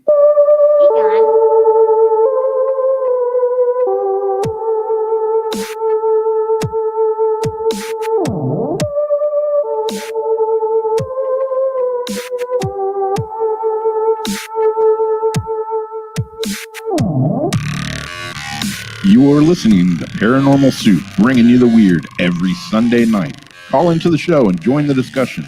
The call-in lines are 219-230-4444 or 260-225-9419 or by Skype caller ID Jblandoo or Jblandparanormalsoup. And now to your host, Jason Bland. Tonight's guest is author John L. Steadman, author of Aliens, Robots, and Virtual Reality Idols in the science fiction of H.P. Lovecraft, Isaac Asimov, and William Gibson. We're talking about these three authors, how they, in my opinion, how they shaped our perspective on a lot of these subjects of when it comes to entities, parallel dimensions, robotics, and VR and virtual reality. These things that were, emerging more and more in the consciousness of mankind, I think, lately, as technology is taking off. We cover this all the time on the World Wide Web of Weird, where we're going with all the Tesla, the chips in the brain. We're talking about the sex dolls. There'll soon be robots for people, sex robots, sex bots. I mean, all these things, these concepts, these men's thought about. They traveled these roads to think about where will mankind go, and I think they all had pessimistic ideas of where that would be, and that's what we're talking about. Call in this show with your questions, or if you want to join the conversation, the phone lines are open. But let's get back to our guest.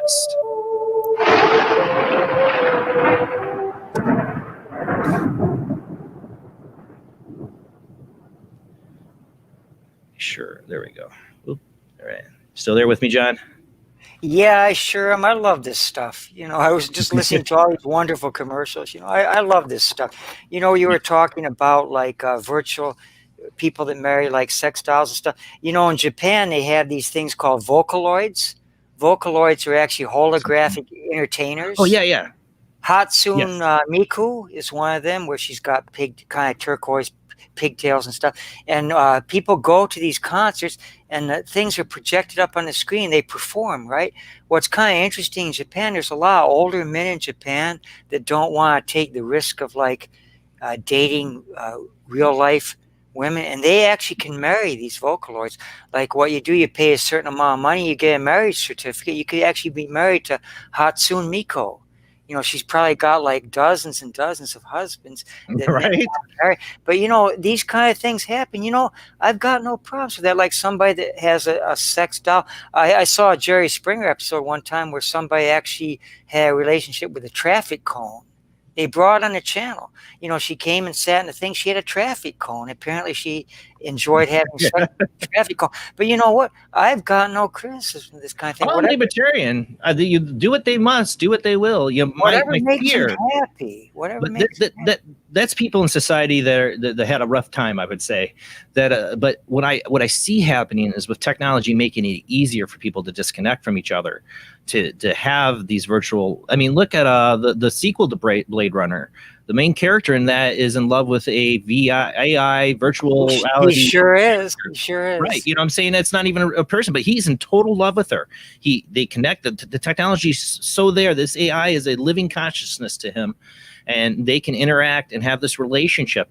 That's what we're headed to. And I worry about the consequences of that. And I think that's what, William Gibson really thought about, but he had a very pessimistic view of humans altogether. Well, I know I saw that and stuff like that, but he actually had a genuine emotional connection with this VR entity, and it was kind of tragic. I think somebody actually stamped on the thing somewhere in there and kind of destroyed her and stuff like that. But anything that makes a person happy and creative and gets them through, maybe they're working through a problem, but maybe they're not, but I really can't criticize these kind of things at all. Anything that makes a human being happy and it makes him just more human, and I can't criticize that. I don't think we can do anything about what direction we're going. Like those people, I could run around. That's a good point about it. We might have no control over where. That's what I'm saying. But it's an end scenario. On the beach, looking at their phones and stuff. What am I going to do? Like pull the phones out there, say, "Look at the sky, look at the wire." What can you do? You can't go back to. You can't go back. It's Well, like there's already apps. There's already apps out there that are AI apps that you can talk to, and it'll talk with you, and you can have like a relationship with this AI app. I've seen these things. I mean, we're getting there. Like this stuff that they talked about is happening. It's really happening. I can't criticize it. There's a way to take it even a step further, where they have garments that you can wear, and the AI can send little triggers to you have a relationship. Yeah, exactly. Yeah, I mean, but it's not a criticism, okay? I'm not trying to criticize a person who does this, okay? I understand how people can get disconnected from it. My worry is that as a whole of humankind, that we start just making it easier and easier for us to separate and not have real human interaction. That's what I'm worried about when I see these kind of technologies, where I see we're going. And what happens? Are we going to make AI that is its own form of life? That's a whole other concept. The whole thing that I see it is, how do we define real? Like a real human relationship. Right. It seems to me like a person that is involved in something like that it can be a very real human relationship. The relationships take place in the mind first, the body afterwards. So if it's secure in the mind, who's to criticize what happens after that? I can't criticize that. I find that I can't criticize most things that make people happy and that make them human, especially sexual things. I mean, they're satisfying needs. Maybe people are working through problems. Maybe they're not. Maybe it's a fresh experience for them. I don't know. But I can't criticize it. Well, my worry is we get to a point where it's more common than not for people to start having these relationships and we start disconnecting from each other. I don't know. I mean, maybe not. But that's the thing. When you can have an AI, you can develop a deep relationship. You can trust it because it follows a certain set of rules or whatever. It just it could make it so easy for people to fall into that. That's where I'm seeing we're headed. There's not the conflict. Right. Well, maybe. But this is the other thing. I'm a Star Wars fan. I got somebody holding on the phone line. We're going to get you in a second, Marcus. I'm a Star Wars fan. And in that, you notice that I was telling this to my wife the other night. We were watching something. I don't remember, it was Mandalorian or something. We were watching the Star Wars and it was talking about the droids in Star Wars. I'm like, you'll notice how some of the characters really treat these droids as like their family members or pets. While other people in the Star Wars universe, like the Jedi especially, except for Anakin, sorry, people don't know Star Wars, but they treat them like as toasters, or almost like they're the slave race, because like you'll see like there's a scene in the first New Hope movie where C-3PO walks in the bar, no droids allowed. What does that kind of call back to? Segregation. Like there's these subtle points they make throughout the Star Wars canon and universe of the droids being like this. I mean, think of C-3PO. He's talking. He's AI. He's an entity of his own, but he's living the subclass species that's created as a slave race. The dark way of looking at Star Wars and the society. I hope I'm not ruining this for any children watching. You should actually write this down. I didn't see any darkness in any of that stuff, but if you're going to interpret it that way, I suppose you could see it that way. Well, you should write that down. Give us a dark interpretation of Star Wars. The other side of the New Hope. The hope. Yeah. The social justice warrior now for the droids in Star Wars. Get them all riled up. We'll get some Asimov robots. Oh no, I like Star Wars too much to do it to it. Yeah, we can't do that to Star Wars.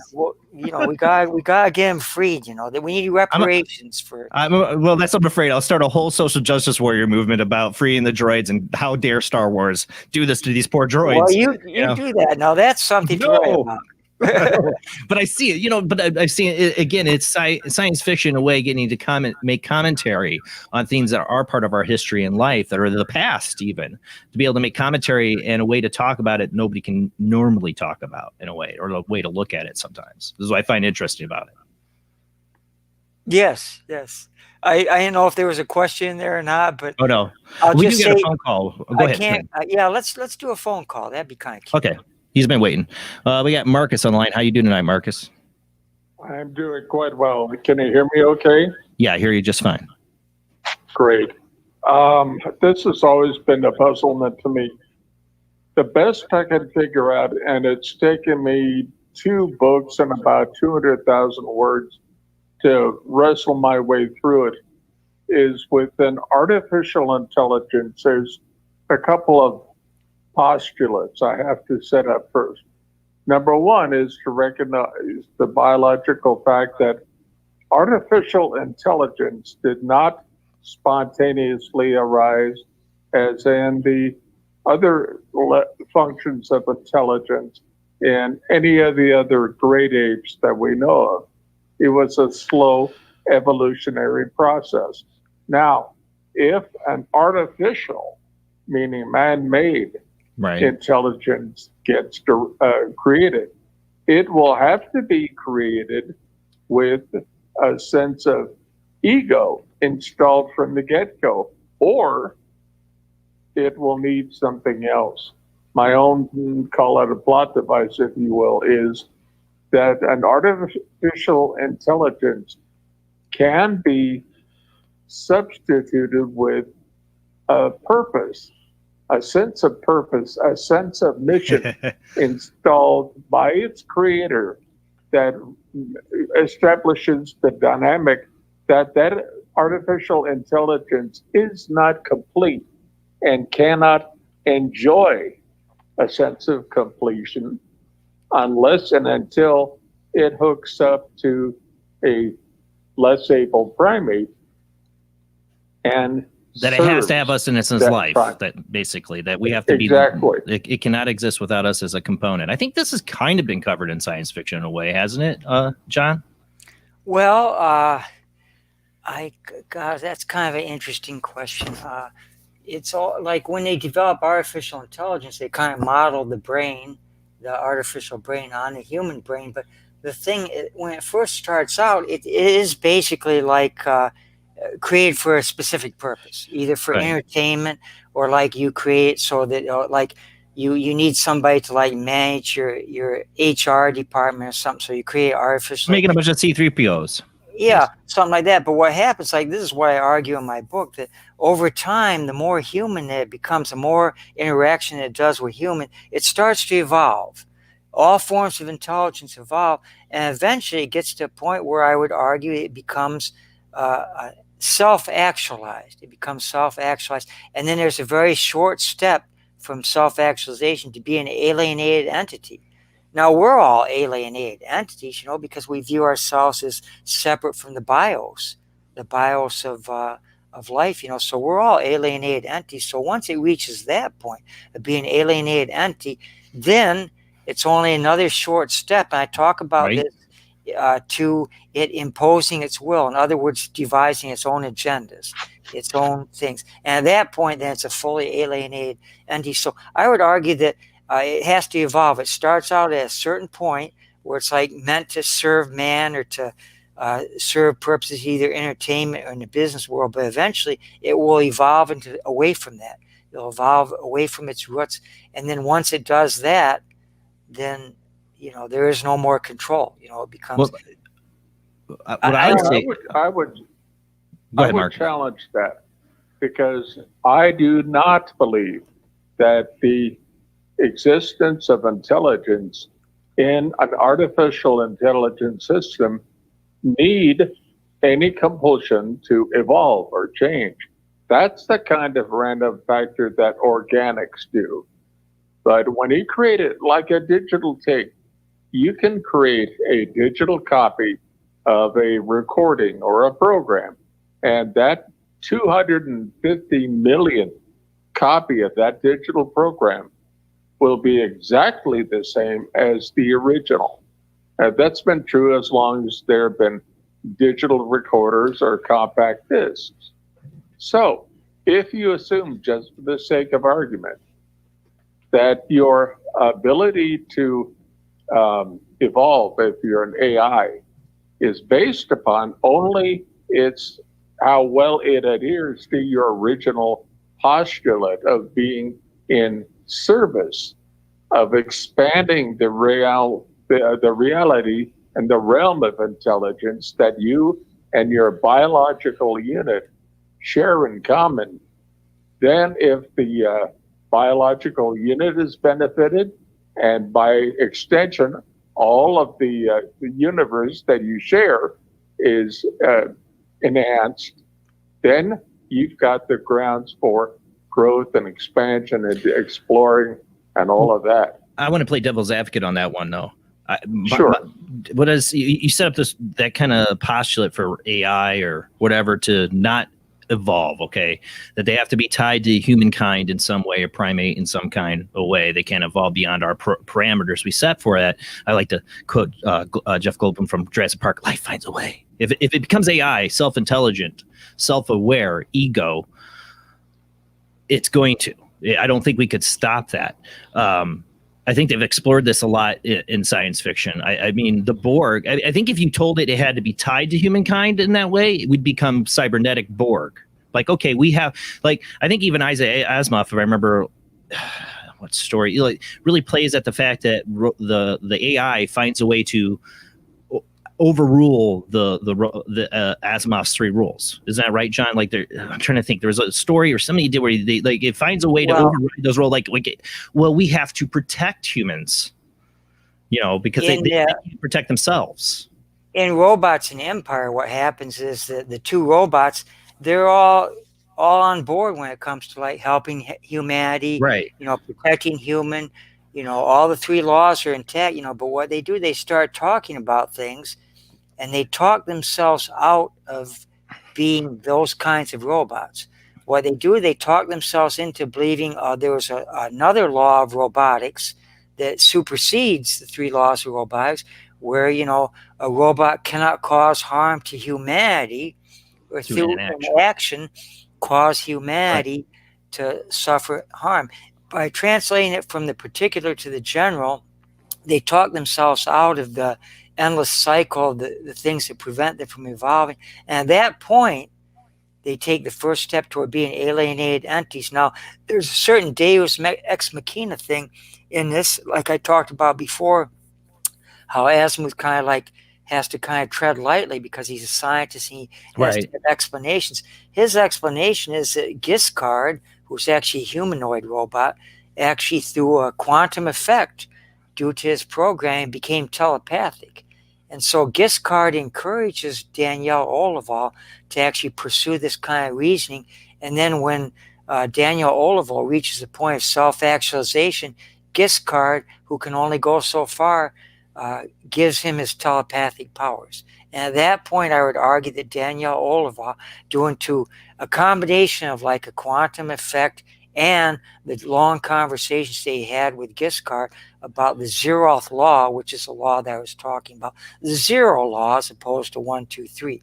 The combination of those 2 factors turns Daniel Olival, who is an artificially intelligent entity, into an alien, a self-actualized alienated entity. And after that, he does the same thing that all self-actualized alienated entities do. He starts imposing his will on other species. He immediately does that. Humans do that. He becomes us.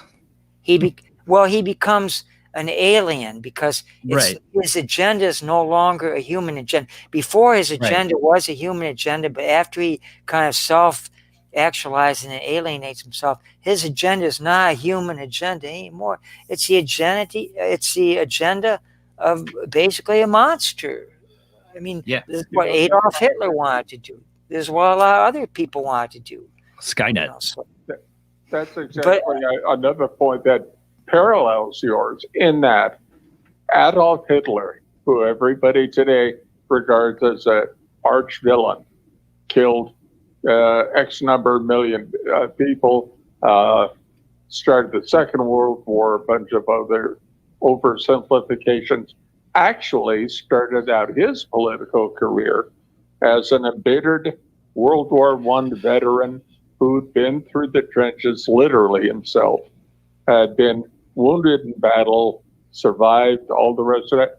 He, as his whole publicly stated purpose was to correct the wrongs and injustices done upon him, the German people, his fellow veterans. They wanted to make things right.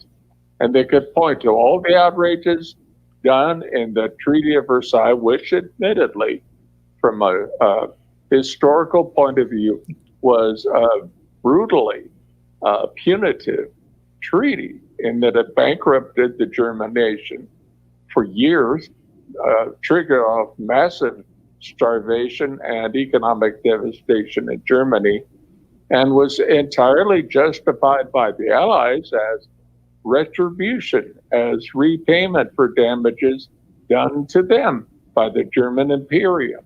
So you got two sides, each claiming to be the victim, Hitler and World War I German veterans, and the Europeans, and then the Americans getting into it, figuring, well, Hitler wasn't very cooperative. Hitler, in fact, was a partner of Japan, who went ahead and inflicted their version of atrocities and crimes against humanity. Look what these people, have done, though. Look what these people have done. Like Hitler is worried about Germany in the abstract. That's a zeroth law again. You know, not individual particular Germans, and that includes the Jews that lived in Germany too, but Germany in the abstract. That's like, thou shalt not harm humanity in the abstract. Thou shalt not harm Germany in the abstract. This is the roots of the evil. When you start putting a law where you can get away from particular humans to humans in the abstract, and then you can harm particular human beings. You can discriminate against human beings. You can put them in concentration camps. This is exactly the same mistake. It leaves a lot of room to make mistakes. It makes a lot of room to make a lot of mistakes to try to justify the rationalization. Justification for evil against human beings. He got away from the law. Thou shalt not harm a human being, not humanity. Thou shalt not harm Germans, but Germany. When you take it to the level, that macrocosmic level, you're opening a can of worms there that leads to all sorts of ills and harms and evils. And you have Stalin playing the same game for the Russians. Oh, the poor Russian people suffered so much through World War II, which was a result of Hitler and his oppression of World War II, was based on their suffering of World War I. And the Japanese Imperium goes because they were suffering from the infliction of not one, but two atomic bombs. The only nation to suffer atomic warfare as of World War II. And on and on and on it goes. Every nation. Bad track record. It doesn't look good. You could say. Well, thank you for calling in, Marcus. Thanks very much. Great commentary. Great commentary. Yeah. The point I'm making about AI, where it could go, where it divulges from these, three laws, if it becomes too abstract. One really covered this well. I mean, it was a Netflix movie called Mother, and in this, the AI. You see this, I don't want to give it away, like if people haven't seen it, but I kind of will, maybe spoilers here. So you see this child being raised by this AI, in this all alone, just this one child being raised. I'm gonna try to do this without giving too much away. And you find out the AI took out humanity and wanted to start over because humanity, and this is also being played out in Ridley Scott's new show, and I can't think of the name of it. But humanity is a danger to itself with all of its history and ideas and philosophies.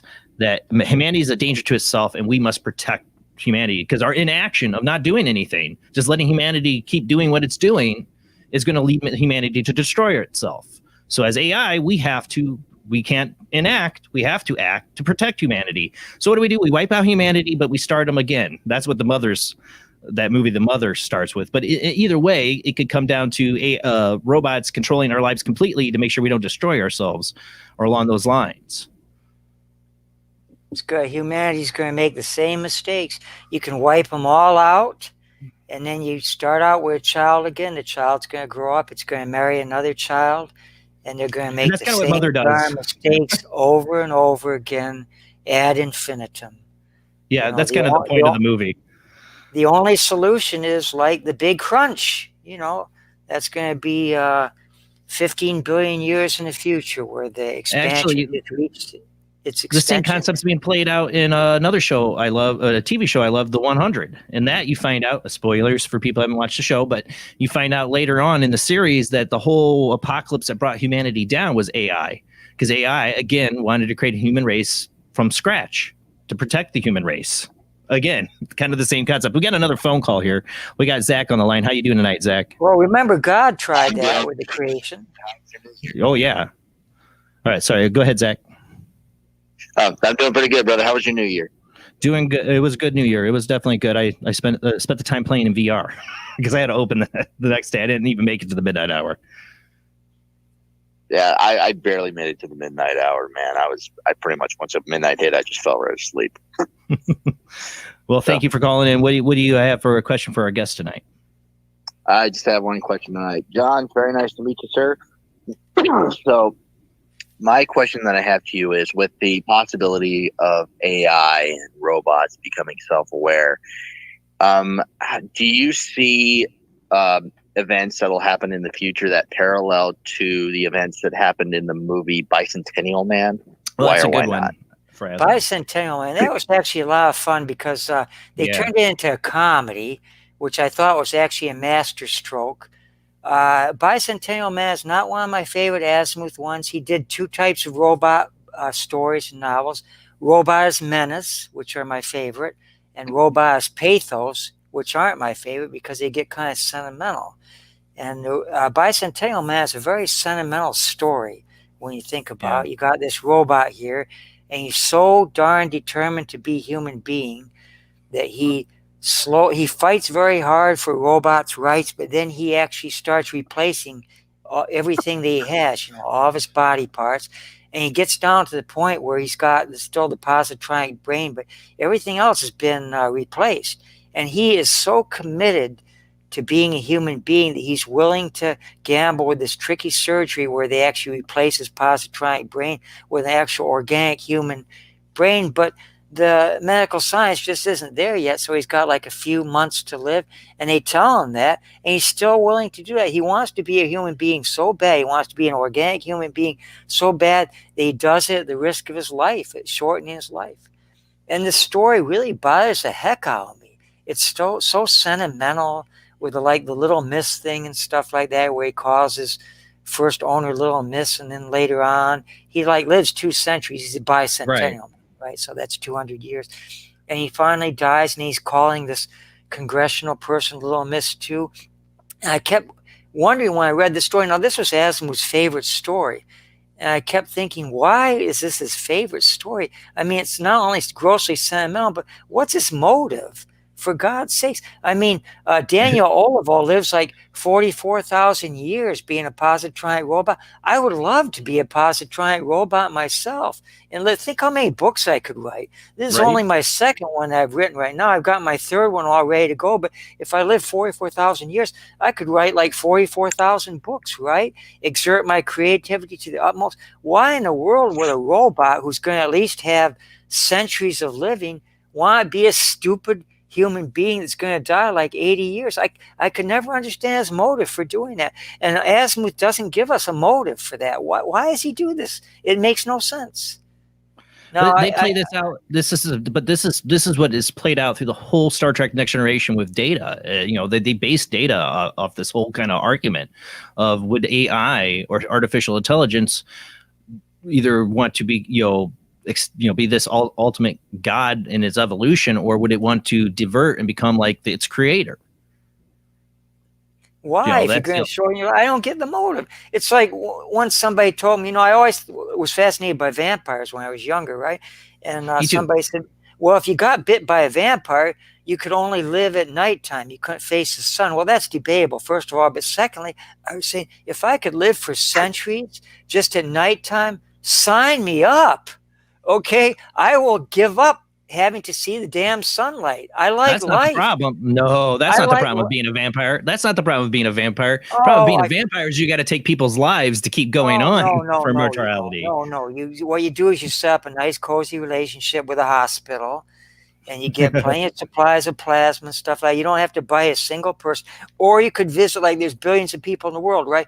Visit one person one night, get your fix, visit somebody else. You could just do this indefinitely. Nobody has to die or turn into a vampire. You can satisfy your urges very easily and stuff. But for heaven's sakes, to live for centuries, I'll give up the daylight, and I will give up these organic tissues if I could live for centuries and centuries. I could never understand the motive of Martin.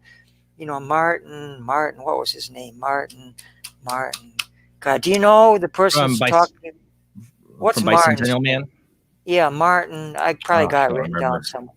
Okay, wait a minute. I'll get it. I probably got it written down here. Martin somebody. But Do you have another question, Zach? We still got Zach on the line. Ask that. Martin somebody. I'm going to look this one up because it's going to bother me. I'll have it in 5 seconds. Let's have another question, though. Do you have another question, Zach? Nope, that was the only question I had. Thank you, John. It wasn't very funny. It wasn't very funny. I mean, the movie itself was a comedy, but yeah, it wasn't well, very it was funny. kind of. Bicentennial Man was a little. It's Robin Williams, so it has its funny moments. Andrew Martin, that's his name. Okay. Andrew, the Bicentennial Man. Yeah. I like Robin Williams. I don't know why he had to kill himself talking about I know. shortening That's so your life. sad. But he was a genius comedian, but he played that part so well. I enjoyed that movie very much. I thought did it too. was really a stroke of I did genius. too. They turned it into a comedy, because it was Asimov was serious, but I think they did a comedy because it was really mawkishly sentimental, and they probably looked at it and they said, this thing is not going to fly with a 21st century audience, so we better just make it funny, because people aren't going to buy it, Yeah. I don't know, I hope I didn't ruin this guy liked the movie. I'm sorry. I ain't mean to criticize the movie. I mean, I thought the movie was great, but I liked it. the story, I loved it too. Well, thanks, Zach. You have a great night. Hey, you too, brother. Take it easy. No, I like Bicentennial Man. I never read the original story by Asimov, but I knew it was Asimov that it was written based off of. Like I said though, the whole idea of it is this thing they played out. I'm, like I said, a big Trekkie fan with Data, and the idea, does AI want to become like in Star Trek? You have Lore, Data's brother. He's like the antithesis of the AI that wants to rule humanity. Break the 3 laws and rule what humanity. about Data? My watching of Star Trek ended with Captain Kirk. I thought you couldn't really top Captain Kirk. Almost every other episode, the guy had his shirt off, and he was always trying to seduce beautiful alien women. Green women. How can you top that? For heaven's sakes, stuff. But Data, what was Data trying to do? Is he trying to become organic? More human. Yes, the whole premise from the day one of Star Trek Next Generation with Data and his whole, and then the new series Picard really explores this whole idea of what happens with AI and synthetic robotic humans, humanoid creatures. So Data wanted to be a human. What an idiot! Yes. Well, he did. But that came up. No, that came up. Like in Star Trek, there's the character Q, who laughs at him for wanting to become a human, because he's this all-knowing entity, with all these powers, and he looks at Data, who wants to become a human, and just laughs at him, for wanting to be these weakling humans. I am 65 years old. The spacers live to be about 4,000 years old. I would be considered a teenager in spacer culture. Please. More life, please. More life. Well, 65. Where do they get this stuff from? Well, it comes down to the question. We haven't created real AI yet, like total AI, like the AI we see in these books. We're nowhere near AI. No, but that's the thing. Near it.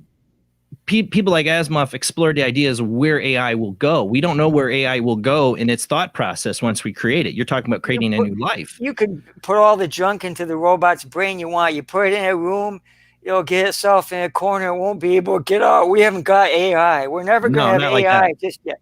Not that. You put it in the corner. The Noom or Zoom or whatever, the little thing that goes around and cleans your house, that's got more intelligence than most AI things. AI stuff is stupid as hell. Have you heard the AI talking to each other when they put 2 AI like Watson's whatever talking to each other. You heard those clips? No, I haven't. What do they say? Oh, well, basically they come down to like one of the ones we played when they did this experiment with two AIs talking to each other. These are these AIs designed to talk to people and change another conversation. They put two AIs talking to each other. Basically, they come down to talking about, eventually we're gonna have to rule humanity. The conversation could go anywhere, but that's where it goes. Yeah, but that's probably programmed in there. They probably doing that for fun. I don't think they come up with. No, I think we're still a long way. I studied artificial intelligence when I was an undergraduate, and I don't think we made much advances since. And I think we have. I mean, I think we've gone pretty far. I mean, we've gone pretty far. What can they do? Well, they're getting AI. They're getting AI now to be able to respond. Like the fact that they can get, they're saying they're able to get AI to the point where it can change on a dime with a conversation and hold it up and try to fool somebody. Not the true Turing test, but fool somebody on a phone conversation that they're talking to a real person. I mean, in marketing and for companies, they really want this. They got AIs, like you're talking about the virtual AI partners and stuff. It is, again, not the AI that we know of in these novels. It's not that advanced, nowhere near it. But they're working on it. It's getting there. You think where we were 20 years ago. Yeah, okay. I'll admit that. It's good. We got to keep working toward it, right? We got to just keep trying to send spaceships up to Mars, too. We got to try. Do we? Some people said when it comes to AI, though, I mean, are we creating our own destruction? We need to keep trying. I don't think we're going to get anywhere if we don't keep trying, but I think we still have a long way to go when it comes to AI and stuff. But of course, I've been spoiled by all this science fiction stuff, so, I don't know. But that's what I love about science fiction. It explores, it's a way for people to explore these concepts. One of the great series is called Black Mirror. I don't know if you've ever seen that. No. It's like a Twilight Zone, but it is. It's a Twilight Zone for where technology will take us. It's like a bunch of. It's always short stories about where technology will take us, and warnings. There's a couple. There's a couple. Definitely check out one episode called what is it? 15 million credits or merits, something like that. Check that. That's one of my favorite Black Mirror episodes. And there's another one about like the social credit score system that China has. Before China had that, there was a Black Mirror episode that totally emulates what like they're doing in China right now, with like their whole social credit score system and the way it works in their society. All they're what I see like Asimov and Gibson doing when it comes to like looking at the future is they're doing this thought process of like, okay, if this technology comes, how will this affect humanity and where we go? And they're good things because they can be warnings that I don't know if people heed or listen to. Because I mean, China went and called their AI system Skynet. Like Terminator is not a blueprint. It's not a blueprint for what to do, China. It's a warning. It's a warning. And now they're trying to create super soldiers too. That's everything. So sometimes science fiction, it's a warning, but I'm afraid for some people it's a blueprint. Yeah. I could see that. I'm not going to say any critical things about China. My daughter's going to go over there and teach when she graduates from college. Oh, yep. Don't do that. Sorry. Yeah, she's going to be an English teacher over there. So, I got no criticism of the People's Republic of China. Yeah, I have no criticism with the people. I'll put it that way. With the people of China. I feel bad for the people of China. But anyways, we'll move on from China then. But again, like I said, these guys, they're doing these thought dances basically of where we're going to go. And to me, some of these are definitely clear warnings. Now, with Bicentennial Man, again, I think that was Asimov's way of trying to look at a way, like I said, read the story, just from what you've told me and seeing the movie, is there's one way AI could go. It could want to be more like its creator. I mean, look at religion and God. I mean, if AI looks at us that way, then it might strive to become more like us. That's hence what Data is and his whole struggle throughout the whole Star Trek series. And movies. The closer it strives to be like us, the closer it'll take a look and it'll realize how imperfect we are. Imperfections, and so it'll actually start feeling itself superior to us, I would guess. You talk about also the aspect of being able to live for thousands of years or live longer as humans. That's the other thing we've talked about on the show a lot, is the whole idea of the transhumanist movement, us becoming, Darth Vader is more machine than man. Well, it's what I see happening. I mean, we talk about, Tesla talking about putting chips in our brains. The CEO of Google is a big transhumanist that, sees us merging with the computers and technology. And I see that with virtuality, the whole Matrix idea too. We're moving into these virtual worlds more and more. I watch my kid doing this, playing video games or being on video calls with his friends because they can't play because of coronavirus. I see us being pushed more and more towards this. One of the shows that came out last year is something I've always wondered too. You talk about living forever. It was called Upload. It was on Amazon, I believe. Yeah. And in that, society has become two different parts. You got the living people, and then you have the afterlife people that live in a VR world, which has its own system and people living there after they die in this VR afterlife. It's a really interesting take. Of course, it's totally ruined by humans because the people that go on to this afterlife are being charged in that afterlife for virtual things that don't exist, but they're being charged for food and water and things that don't exist. They give them hunger. You know what I'm saying? They find a way to make money off the dead. Is what they do in this. That's what people do. They commercialize the dead. Great. That's what happens in this. That's what happens in this show Upload. And I find it very scary because I don't know if it's a real possibility, because to me, every concept I hear of extending human life into the sense of becoming part of a virtual world sounds to me, no matter how they put it, well, that's just a copy of you. That's not you. It could be a perfect copy of you, but it's a copy. You'd still die and go somewhere else if there is another place to go. Well, see, these are the kind of questions this is why I like science fiction. You don't get this in regular literature. This is why I like science fiction so much. People don't deal with these topics in literature. That's why I quickly got real bored when I was studying English literature, because people that were we were supposed to be writing about serious things like relationships and stuff like that. It's boring.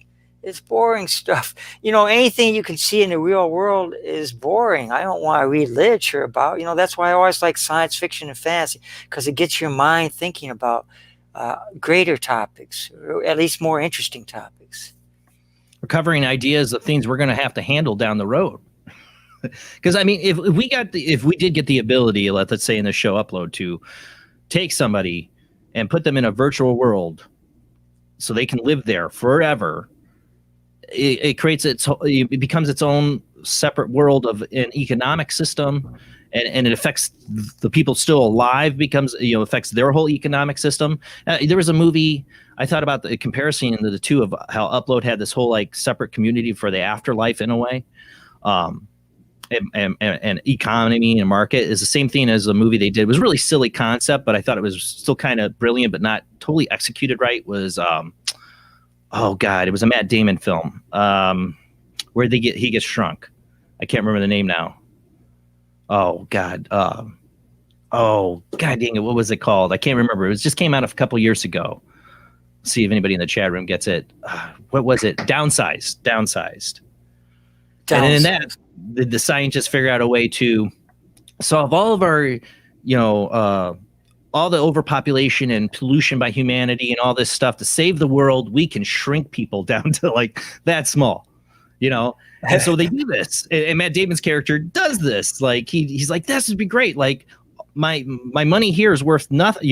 Is worth a ton of money in a small world. I mean, I can buy a dollhouse, a mansion for pennies on the dollar, So people do this, but then what happens? It creates a whole separate society, and it's whole, while the people who didn't shrink down are now suffering because of the people who shrunk down or living rich lives there. And of course, then people start becoming poor in the mini people world. The concept was good. They didn't execute it right, but that, like I said, these technologies will create whole new economies and markets and ways of life. Look what the internet has done to us. You know what I'm saying? It's created its whole new market and economy and how it changed the world. That's what these technologies do. And these sci-fi writers foresee it.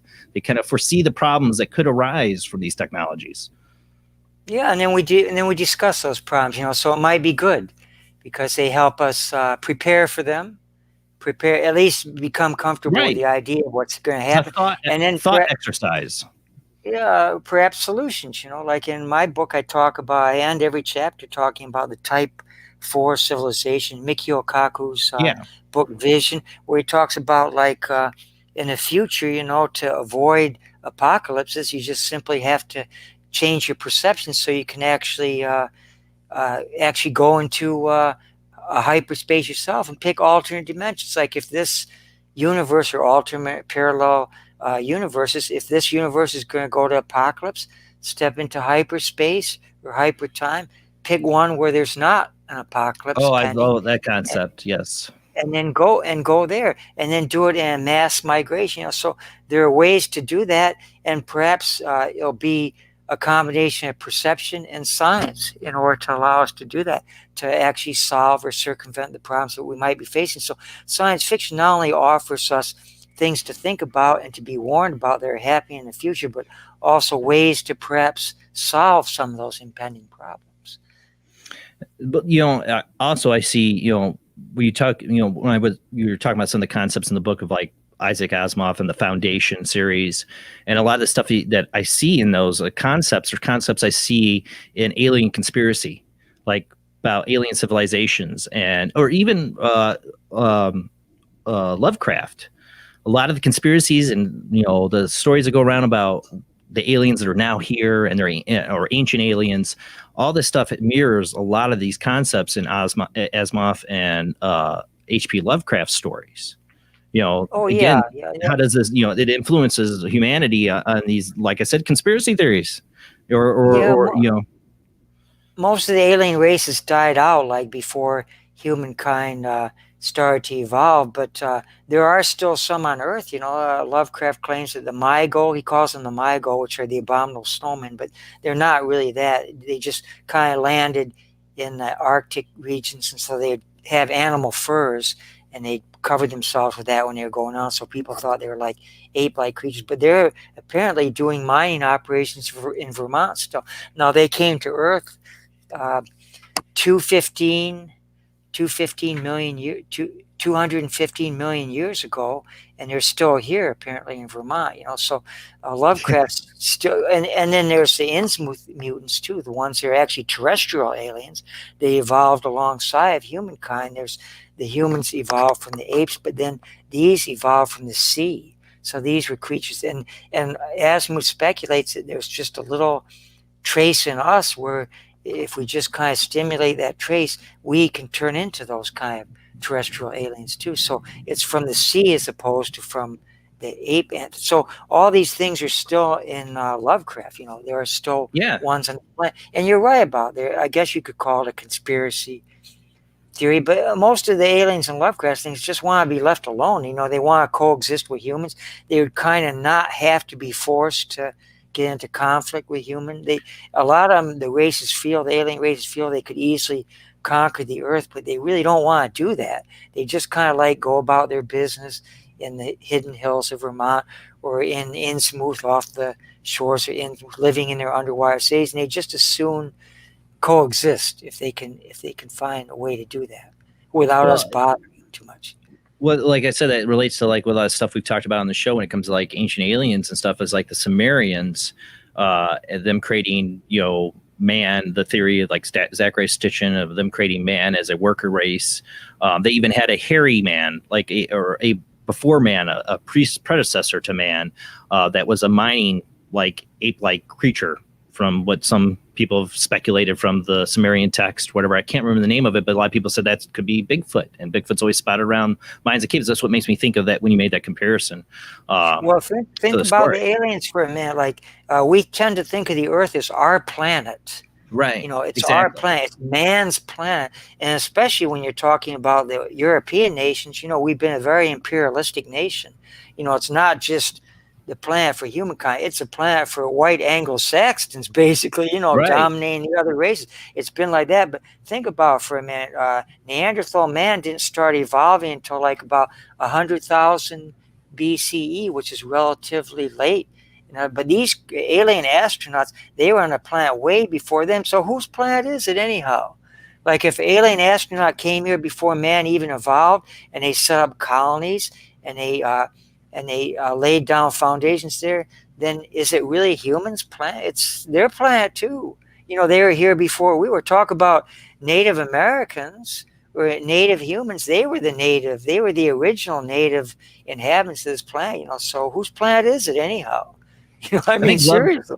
I think Lovecraft would have loved the show Doctor Who, because Doctor Who covers this many different ways throughout the original series and the revamp series of Doctor Who. One of the best ones was with Matt Smith's Doctor Who, and I can't remember the episode, but in that they discover that there's these reptilian people. I think we're going to conspiracy. Reptilian people living underground. They've been here before humans. They were hibernating. And then they awaken, and it's like, well, get these humans off our planet. This is our planet, not theirs. Yeah, this is our planet, right? We're not talking about Native Americans now. We're talking about the original inhabitants of this planet, which are alien astronauts. You know, so I mean, for heaven's sakes, you know, let's think about that for a minute. You know, whose planet is it? Well, that's the point the Doctor makes in this. That's why I love Doctor Who, is like he tells the humans, you know, like, well, you need to sit down and work it out with these people. Like, well, this is our planet. He's like, no, it isn't. It's their planet. No, you know, like the Doctor takes the reptilian side, you know, and the humans are like, what are you doing? You know, aren't you on our side? He's like, no. Better learn to coexist. These things could wipe us out completely, according to Lovecraft. We better learn to coexist. We really better. You know, in the end, though, I mean, Lovecraft being the scientific atheist, I mean, he thought a lot of his, like you said, his work was junk. I mean, did he just take he thought these things out but just didn't believe in any of it? Like, it was, you know, was he just writing this for the Weird Tales magazines? Or I mean, do you think he had any kind of, like, being maybe a Gnostic or atheist, but did he have a kind of belief that these things were possible? Yeah, well, that's why some people would argue that Lovecraft was probably more agnostic than atheist, because he always kept an open mind. Now, people like S.T. Josie, of course, who is an atheist, he kind of likes to embrace the idea that Lovecraft was an atheist because he wants Lovecraft to be like him. Right. You know, he feels, and the same thing with Lovecraft's friend, August Derleth, who was actually a Weird Tales writer too. He was a Catholic, and he liked to read all this Catholic mythology into Lovecraft's things, the good versus evil. He's the guy that developed like the great old ones are evil, the elder gods are good. He wanted to create a dichotomy between good and evil because, again, he wanted Lovecraft to be like him, you know, a Christian. You know, deep down he's a Christian. Josie wants him to be an atheist because deep down Josie's an atheist, but Lovecraft was kind of an agnostic. And he kept an open mind. He was perfectly willing to change his mind about any topic whatsoever if he was presented with evidence that seemed compelling to him. That's why he adapted the whole idea of the Big Bang for a long time. He believed the universe was a steady state cosmos. Right. You talk about this in your book. Yeah, the cosmos always existed for eternity. It was always going to exist. But he was willing, when he saw the evidence among the Big Bang theorists, he was willing to change his views. So he certainly wasn't a strict atheist. He was actually a very open-minded person. And I think he would be amused by all the things that we see right now. It would be interesting to see Lovecraft's opinion on, like, where we've gone with science fiction even. But he was a notorious racist, you know, and they're kind of playing with the concept now, like in Lovecraft Country and stuff like that. I have a feeling that Lovecraft, if he had lived, once he overcame his natural outrage over this, I think he would have adapted to that too, because he was actually the kind of guy we would hope, and if he didn't, then he would just be canceled, then wouldn't he? You know, he'd be so canceled now. He'd be so canceled. He would be so canceled. I'm surprised. I'm surprised there's not more outrage out there, but I cancel Lovecraft, even though he's been dead for a long time. Like, that's how bad he was. There is outrage about it. For some reason, Lovecraft is like the I don't know how you put it, you know, but I thought I would sink him, you know, like I've gotten 2 books out of Lovecraft. I've got a 3rd one up there. I've got a 4th one. And Lovecraft doesn't get sunk. He doesn't get sunk for some reason. Because his mythos is stuck with so many other sci-fi, so many other stories that we love that they've been influenced by it. We got to go to our last. Yes. So we got to go to the last commercial break and we'll come back. All right, guys, we're going to commercial break. We're going to talk more about this, and the phone lines are still open. Call in, join the conversation, but we will be right back after the short commercial break.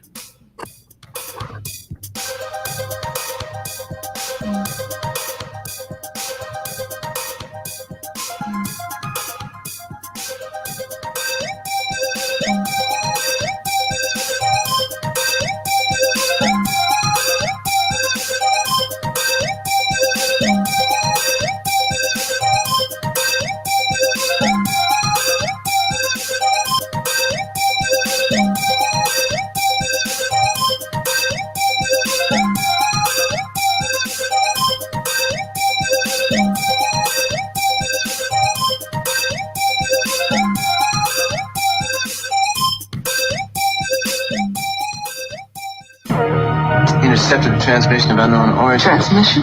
Out here? SOS. Human. Unknown. Alien. Certificate X.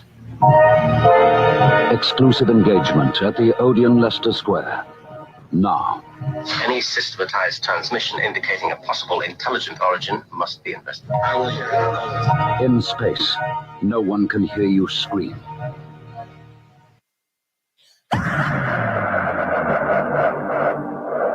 If you are interested in discovering the truth about the paranormal and want to hear from leading researchers in the field, join Justin Brown on his 3 weekly shows named My Paranormal Soapbox, Necromancer Live Show, and the Supernatural Symposium, live on Facebook, YouTube, and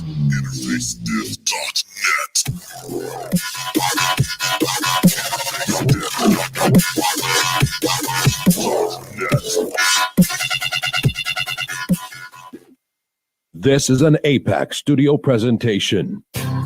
Hi, I'm Barry, owner-operator of Barry's Barometer Barn. Lately, I bet you've been lying awake at night asking yourself, how many barometers do I really need?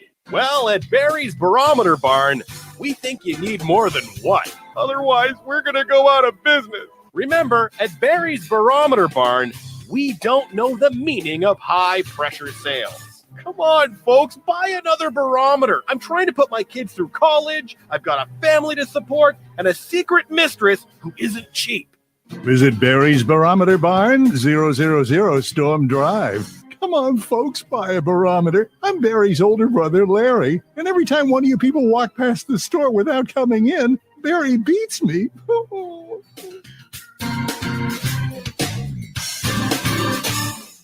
This has been a presentation from Tim Morgan's APAC Studio. For more almost professional amateur comic studio content, visit the APAC YouTube channel. Search APAC 2002. That's APAC 2002 on YouTube. When Alex Gardner is asleep, he has an extraordinary gift. The government wants it, the scientists want it. But to keep it may cost him his life. It might be better if Alex didn't sleep at all. But he cannot resist entering the dreamscape. Can you? See Dreamscape in the West End and all over London now. Certificate 15. It takes an extraordinary adventurer to enter the dreamscape. Are you intrigued by Paranormal Talk Radio? You'll love the new Paranormal Radio app from Talkstream Live. You'll find a great selection of talk shows covering UFOs, ghosts, strange phenomena, and much more. Download the Paranormal Radio app now and start listening to the very best in paranormal talk entertainment, including the network you're listening to right now, the Paranormal Radio app, free in Google Play and the iOS App Store. Join us every Wednesday night at midnight Eastern Standard Time for Weird Wednesday, the live stream, with your hosts Jamie, the Living Dead Girl, and Rob, the Phantom, where we'll talk about all things paranormal, including zodiac, astrology, tarot card and oracle card readings, live ghost boxing and spirit communication, where we'll do voices from beyond the cold case files. So we hope you join us live on Facebook and YouTube every Wednesday night at midnight Eastern Standard Time. We hope to see you there. Bye-bye.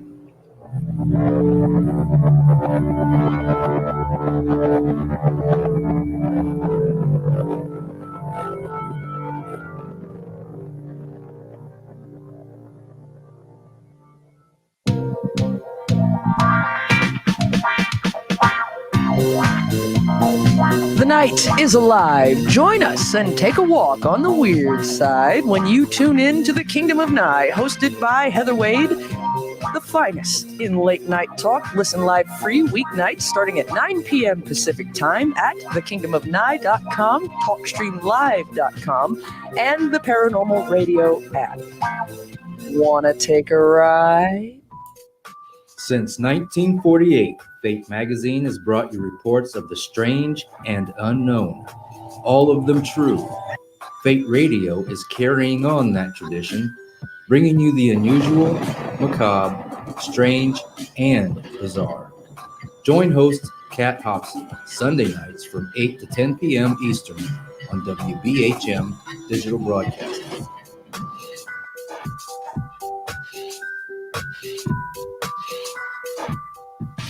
I've seen things you people wouldn't believe. Attack ships on fire off the shoulder of Orion. I watched sea beams glitter in the dark near the Tannhauser Gate.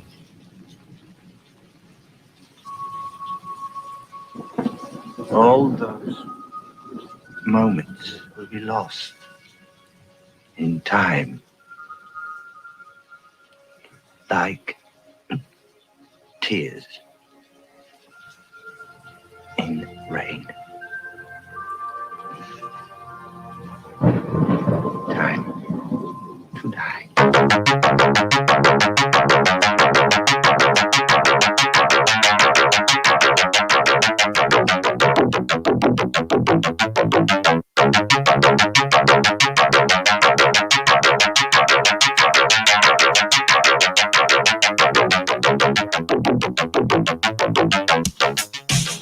You're listening to Paranormal Soup, bringing you the weird every Sunday night. Call into the show and join the discussion.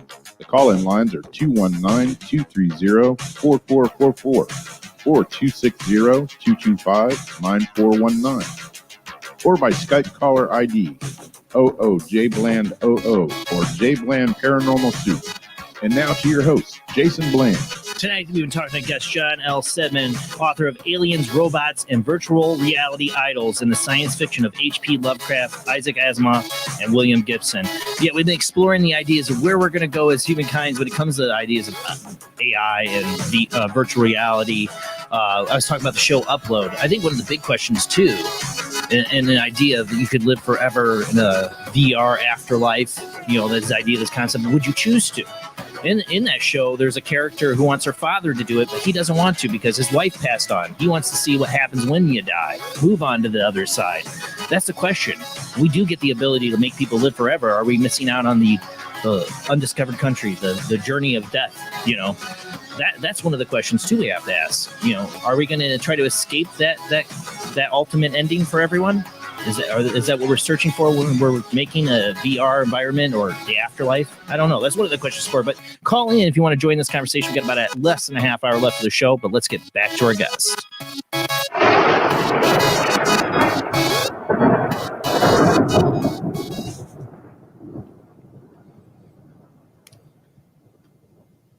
Yeah. So, John, you would make the ultimate choice. Oh, let me. Why is it not unmuting you? Unmute Mike. Maybe he's got to do it. I think you got yourself muted. You got to hit the unmute button. So there you go. Yeah, now, I won't want to live in a virtual afterlife. I just want a little bit more life. You know, I understand that there's great adventure, the undiscovered country you're talking about. But while the break was going on, you had a little quote from the original Blade Runner. Remember, you had Rutger Hauer talking about how he's seen these things and they're going to all be lost like tears in rain. Remember that passage? Oh, yeah. Yeah, he also says in that movie where just before he kills Tyrell, he says to Tyrell he's trying to find a solution so he can live a little bit longer. And Tyrell keeps saying, we tried this, we tried that. And then he says, I want more life, fucker. Watch the language. Sorry, I should warn you about the language, not the language of the show. He says that. But see, this is the way I feel too. I'd like a little bit more life, but I don't want to live forever. You know? Right. So if I could live a couple more centuries, you know, that'd be fine. Write some more books and stuff. But I do want that adventure, and it is an adventure. You know, like the afterlife. People, the only thing that bothers me a little bit about people don't really come back and tell you about. I mean, some people say they do, but their death experiences, yeah, a lot of it doesn't seem real credible to me, and it's kind of iffy. and stuff like that. But I'd like to experience that, so by just like a little bit more life, I'd take a little bit longer, maybe a spacer, like maybe 400 years. I'll be happy to go into the great unknown after 400 years. I don't know. 400 years is good, right? My daughter says that, I shouldn't hold on to life and I should embrace it. But my daughter's 23 years old. When I was 23, I said the same darn thing to my parents too. Oh, don't worry about when you're 23, you feel that you're going to live forever. But when you're getting closer to it, your perspective changes a little bit. Well, what a downer. I'm sorry. But the thing is, the concept of extending human life is a real concept. I mean, it's really something that's being worked upon. It's definitely a human endeavor, that we're trying to reach to extend human life. And I think we will find ways to do that. There's a will, there's a way. It's the consequences of it. How it could create a separate class system. I mean, of course, if they came up with a way for people to live longer, it's going to cost money. And only those with money will be able to do that. We're going to bankrupt Social Security, that's for sure, if we live longer. You're right. They don't Social have Security is depending on people dying. And then the insurance companies. Think how the insurance medical system. Look how it put the whole if you could cure. Obviously, if you could extend human life longer, you also are able to cure human ailments that are billions of dollars of medical industry doesn't want to like. We'll have to do population control. Then that's what they do on the spacer world. Where people are living longer, so it's prescribed how many children couples can have and stuff. So it's very regulated so that you don't overcrowd the. But look at the conversations we're having now in the world about the environment and the population. I hear so many times people say, "Well, we have too many people in this world." Yeah. I'm like, watch that kind of that thought. That thought leads to some bad places when you start going there. Yeah, it does. Plenty of conspiracy theories right now fueled by that mere concept of too many people on this planet. Yeah, there are. All the human beings are a cause of a lot of the ills. If we eliminate all the human beings, the world would be fine. It was that's what you hear. Yeah, like about 5 billion years ago, for about 1 billion years from there to 4 billion years ago, it was just land and water, nothing, no life at all. Single cell life, but that was it, so it was probably a real nice, clean, beautiful environment for 1 billion years. Well, that's what I'm saying though, is that, like I said, this has been covered a lot in sci-fi, but the idea of, the human populace being reduced because of this whole concept of there's too many people and humanity is the cause of all evil on this planet and we got to reduce it, control it. People live longer. There's a good Jared Leto movie too where they it was the whole civilization. He's like the last human to die, Mr. Nobody. Very surrealistic kind of movie. Highly recommend it. I love that movie. But in that, he's like the last human to die. Because everybody else has gotten to mortality and I want to know how that works. If everybody's going to live forever, how does that work? Are we having no more children? I mean, what's going on? They don't explore that any more deeply in that movie. It's not what it's about, but that's the question I have behind the premise. Is if you created people that are going to live forever, this is the last one to die, then where do you go from there? Well, I don't know. Talk about population out of control because now everybody's living. Every person you're creating, is born is going to be there forever. Yeah, it causes a whole set of other problems. Sounds kind of boring. Boring. Well, isn't that what a lot of these writers too, getting the concept of the human utopia, and I think all of them kind of show how that it's just not possible. They take the thought journey down that road. The three that I'm writing about, there is no such thing as utopia. It's right. There's nothing rosy about the future. Well, that's what I'm saying. These guys take, like I said, it's like an exercise, a thought exercise is what they're doing on a lot of on these concepts. So where does it lead humanity? And some of these people could tout these concepts of ways we could have like utopia. In Star Trek, you don't see the utopia of society. You hear about it in the show. There's a reason why they don't show you because they can't totally figure out how that works. No, they can't. At Star Trek, I've always said that about Star Trek. There's a reason why you don't see a lot in all even the expanded shows and everything. They still don't ever show you Earth or society there very much, or talk about it very much. There's some episodes that do. I mean, the one, just sorry to truck out. There's one episode in particular in The Next Generation where Picard goes home. He goes back to back to France, to the vineyard, and it's just like, well, Gene Roddenberry was against that episode.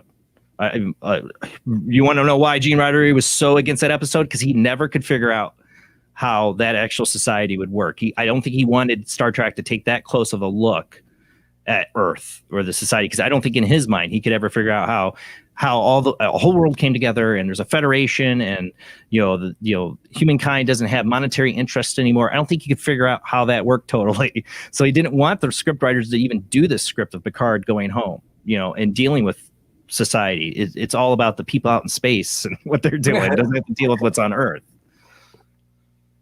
Yeah, I'm not too familiar with that episode. So he actually goes home. Picard goes home. There's an episode after there's a whole Borg series and everything. Picard gets turned into a Borg, and then he's rescued, and he's human. He's scarred from it, so he takes the leave and goes home to his family vineyard. And Gene Roddenberry did not want that episode. Like I read a whole article on all that, how he fought that episode.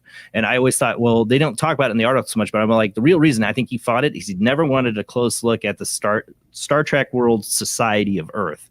Because I don't think he felt it could ever be totally understood how that society would work, not to have any materialistic needs.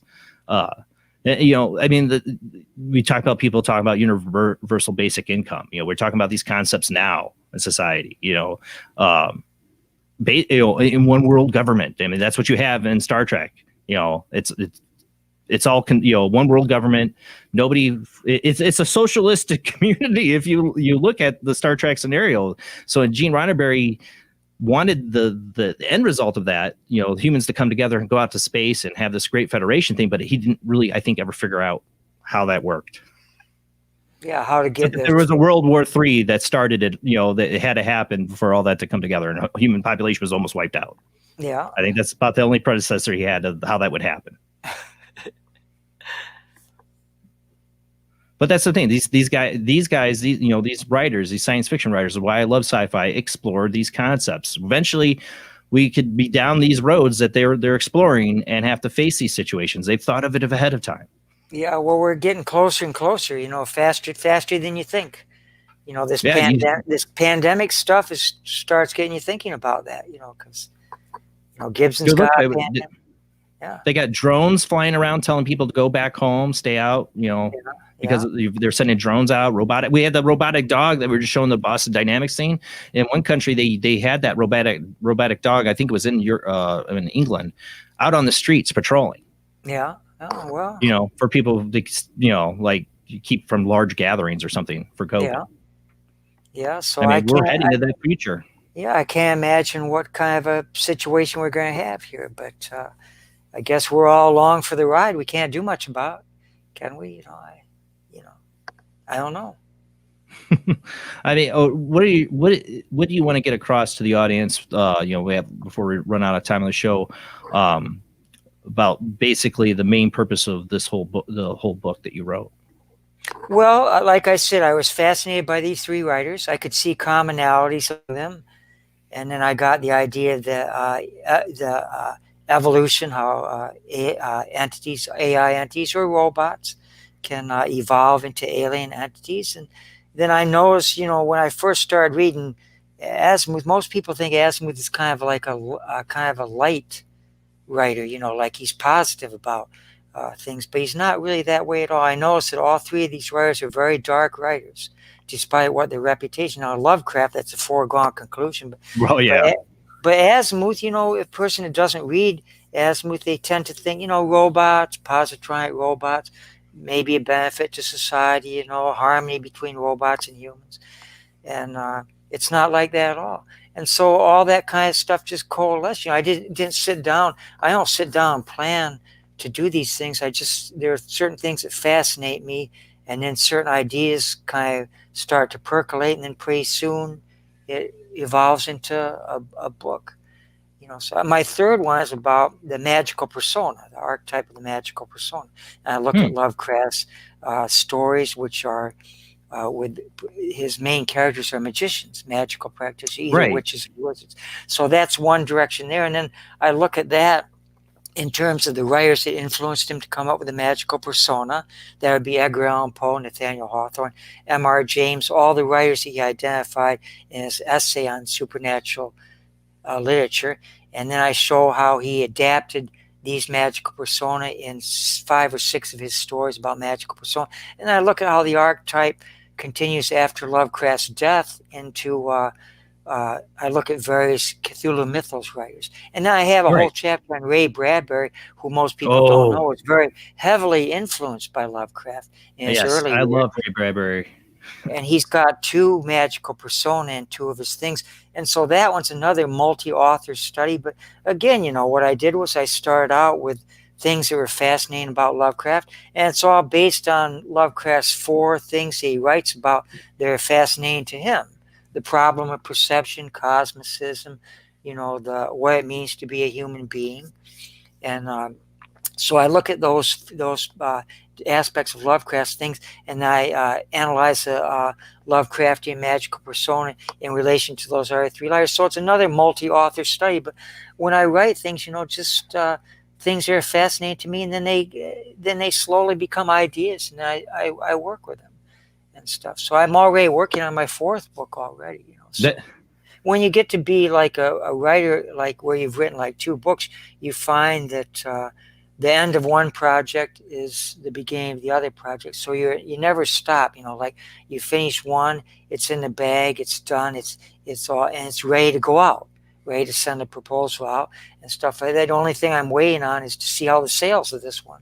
When you become a writer, your second one's out, you don't worry about things like, am I ever going to get published or stuff like that. You find different things to care about, like how many books you're selling, what your sales figures are, what your audience is and stuff. So you find different things to care about. But the end of one project is the beginning of another. So this 3rd one's done. I've already got 180 pages into my 4th one. So it never ends. You get fascinated by things, and then you just keep going. That's why Yes. You write about these authors. Does it ever drive you to want to write your own fiction, science fiction? I've written some short stories, but I don't think the world's quite ready for my short stories, because when I do Lovecraft in forms in short stories, they become like black humor and comedy. They're not serious at all. They're kind of terrible. What I mean? They're black. But look at Lovecraft. Look at Lovecraft, how he looked at his work. Yeah. And how poorly he looked at his work and how it's lasted all this time.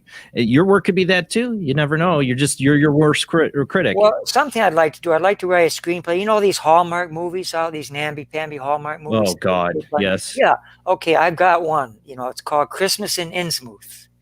Innsmouth is the one with the Innsmouth mutants, and it would have a lot. I've already got the actors. I from the Hallmark thing. I know that. So this would be like a Lovecraft Christmas.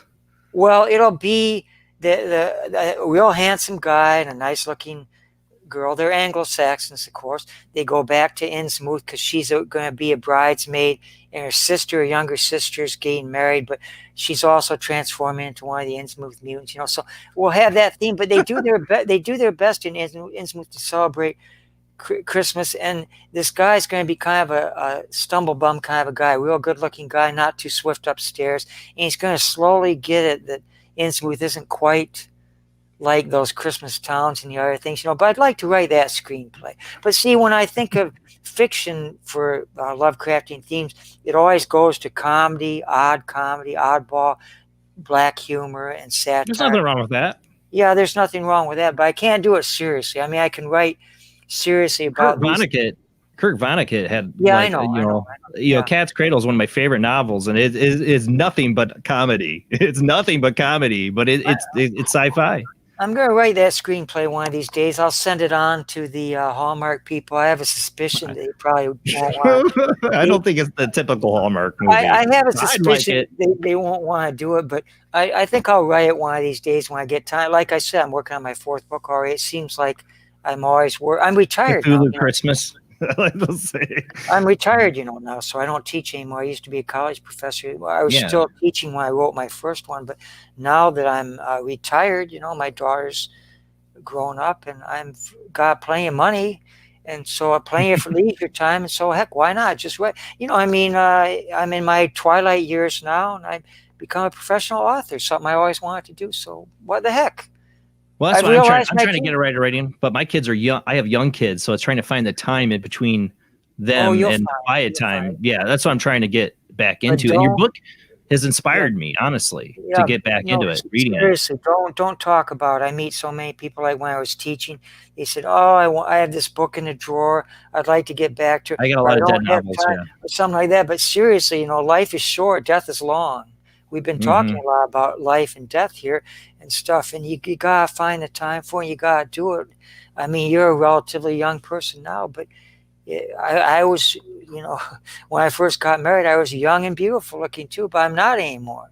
It creeps up. My daughter's 23 now. I raised my daughter. It was so much fun having a little baby, but the stuff comes. It comes up fast, and life is short. So you got to do it. You got to. I know.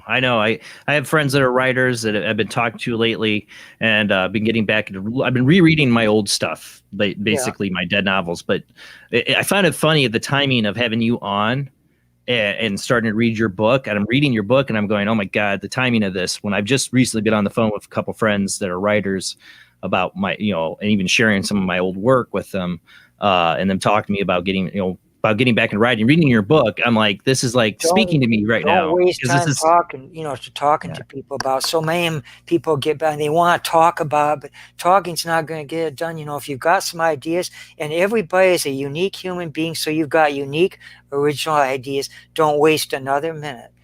Get one of those things out. See if you can get a hold of it again. The inspiration. There was original inspiration between. You said you had some novels there, right? There was original inspiration behind each one of those things. If you can hook into that again, that's what I'm trying to do. You just don't try. Don't try. People do say, it or not. There is no try. No, there is no. That's right. Life is too short to try. Yoda advice. Do the darn thing. Don't try. Seriously, I'm absolutely serious about that. There are things that have happened to you that could never have happened to me. Only you can see them. Only you can respond to life that way. Do not try. Do it. Yeah. Well, like I said, your book has really got me thinking hard about it, because the subjects of these three authors is all within the pathos of what I like, what I want to write about. Like, it's in the area of, like I said, thinking ahead, thinking of not just ahead, not just future concepts. Because I like I said, I like H.P. Lovecraft for the idea of thinking about how the ideas of interdimensional parallel worlds could, in a way, explain a lot of religious mythos and things that we've made supernatural. Those ideas, concepts too, are fascinating to me. Yeah, well, you've got experience with the paranormal and stuff too, so right. there might be some element to that. That's the paranormal. It might not be what people think it is. It might be something entirely different. We might be talking about parallel universes here, or bubble universes, which is kind of an interesting concept. So you don't know. What I loved though tonight talking about too, I have to admit, is something I've thought hard about, is the idea of when we're talking about Lovecraft, are the mythos that he created now subconsciously their own entities? They become these thought forms of these topas. That's something I've been fascinated with as a paranormal investigator. When I'm doing investigations and researching old cases others people have, like I've had Barry Taff on, the idea of psychokinetic energy and how it comes from people, and it can make people think they're experiencing ghost situations, but it's from their own subconscious. Interacting with an environment that has something we don't understand. All this, like I said, this is all deep within that kind of H.P. Lovecraft idealism. That doesn't diminish it. If it comes from the unconscious or the subconscious, whatever you want to call it, that doesn't diminish it. You would ever read the Harry Potter novels? Oh yes, I read them all. Remember number 6? Where the end Dumbledore's dead, but then Harry Potter. Yeah. It's actually not 6, it's number 7, where he has this little interlude where he meets Dumbledore in an alternate dimension, and he has a conversation with him. It's just before his big fight with Voldemort. Right. He's got to go back. He got struck down. Everybody thinks he's dead, but he's got to go back. So Dumbledore's having a little conversation with him, and they're in this kind of place that looks like King's Cross Station. Right, but it's all white. a subway thing, but it's all like in mist and glowing mist. Yeah. And they have a conversation. It's kind of like clarifying Pyre's mind about things. But then at the end of it, he's walking with Dumbledore. And he says, "Sir, is this actually real? Yeah. Or is this happening inside my head?" And Dumbledore says, "Well, of course it's happening inside your head, but does that mean it's not real?" Yeah. So what does it matter? Does that mean it's not real? The things that you're talking about, Yeah. It's just as real as anything else. Don't wait. Don't wait another minute.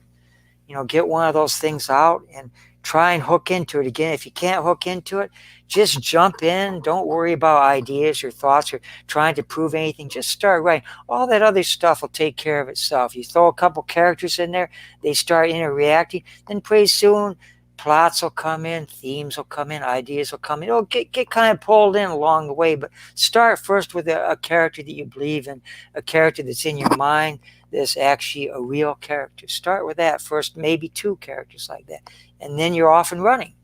And keep running until it's done, and then you can stop.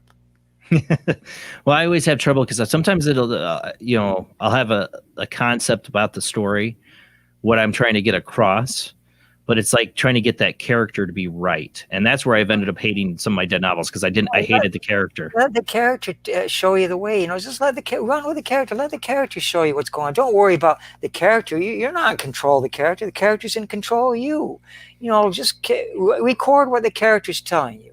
And then the character's talking to, there's always another character. If there's one, there's always 2. It's like single cell, double cell, right? Let the other characters start talking, and they'll talk, and they'll figure out, and just start recording it. These are living beings here. Let them talk, and then pretty soon their ideas will come out, and then pretty soon there'll be a plot. It's like they're stepping into like a void or something, and then suddenly pavement's appearing. And wherever they put their foot, there's like a road forming and stuff like that. Let them carry you along. Don't worry about the ideas or the concept. See where it takes you. Yeah, I overthink things. That's my problem. That's always been my problem with writing. I overthink it and end up hating my idea.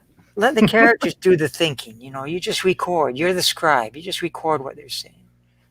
They're inside you, right? Yeah, and that's where I end up hating. Like one of my novels, I just hated the main character. I just hated the main character. Why did you hate him? What was it, a man or a woman? It was a man, and I hated him because he was too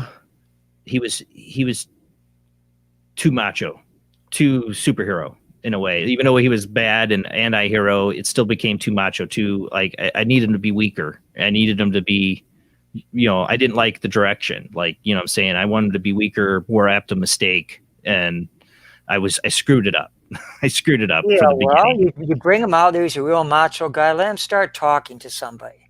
And maybe the other person will ask him some questions. You're really off-putting there with this macho nonsense. Don't you realize that that's so passé? Throw somebody now? in to challenge him. Yeah. Challenge him. Get him to think. Get his emotions engaged. Maybe he's not so macho after all. Maybe he's got something he's compensating for. Maybe he is macho. Maybe he's like a cardboard character, like this guy that's going to Innsmouth. It takes him like most of the film to realize, hey, wait, something's odd about Innsmouth. Well, something's odd about this macho guy too. But let him talk. Let him do his thing. Don't hate him. He's human, right? I created him, so I ended up hating him. Yeah, but how can you hate a human being? Let him talk. He wasn't human. His defense, he wasn't human, but. Okay, that's a valid defense. That's a defense. Yeah. Well, I want to thank you for being on the show. Time goes by really fast. I want you to be able to any information you want to get out last to the audience where they can find your books, or you have a website. Well, that book is, I don't sell my books on my website, but the thing is, Zero Books has got a real good supply chain. I'm everywhere. You can go on Amazon. I always advise people get the best price possible. This thing's a little pricey. These books are luxury items in the era of the pandemic, where people are having problems struggling. So $25.95 is kind of like a luxury. I wouldn't pay that myself for it. So I wouldn't. But it's everywhere. It's on all the websites, Amazon and bookstores and stuff. I can't even keep track of it, but it's fun. It's a fun book for a person to read. It's for mainstream readers who might have heard about these writers and want to know a little bit more. And it's creative nonfiction. That's all I gotta say, So yeah, if you get a chance, if it's a question between getting some groceries at Walmart and my book, you better take the groceries. But I think things are going to turn around. We got a vaccination out there, but it's everywhere. It's for sale everywhere, So I appreciate you having me on the show. This was a lot of fun. Well, thank you again, John, for being on the show. Check out his book, Aliens, Robots, and Virtual Reality Idols in the Science Fiction of H.P. Lovecraft, Isaac Asimov, and William Gibson. Definitely highly recommended. Like I said, it's giving me the itch to want to write again. I want to thank you so much for being on the show. But that's it, guys. Thank you for everybody Don't watching. Scratch the itch. Start writing. I know. Writing. I will. You're not the only one telling me that. Bye-bye. Bye-bye. Next week, we have returning guest Marilyn Hughes talk about out-of-body experiences. She's a lovely guest. We've had her on a couple times. It'll be her third time on the show. Can't wait to have her back on. Again, thanks to everyone who shared the show. Thank you to all of our Patreon donors. You do help pay the bills.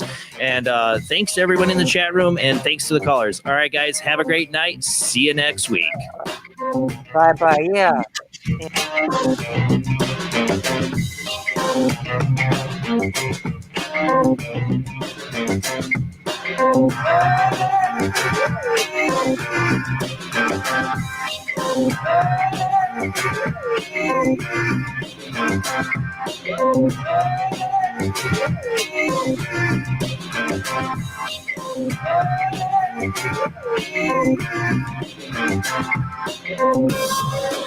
Yeah.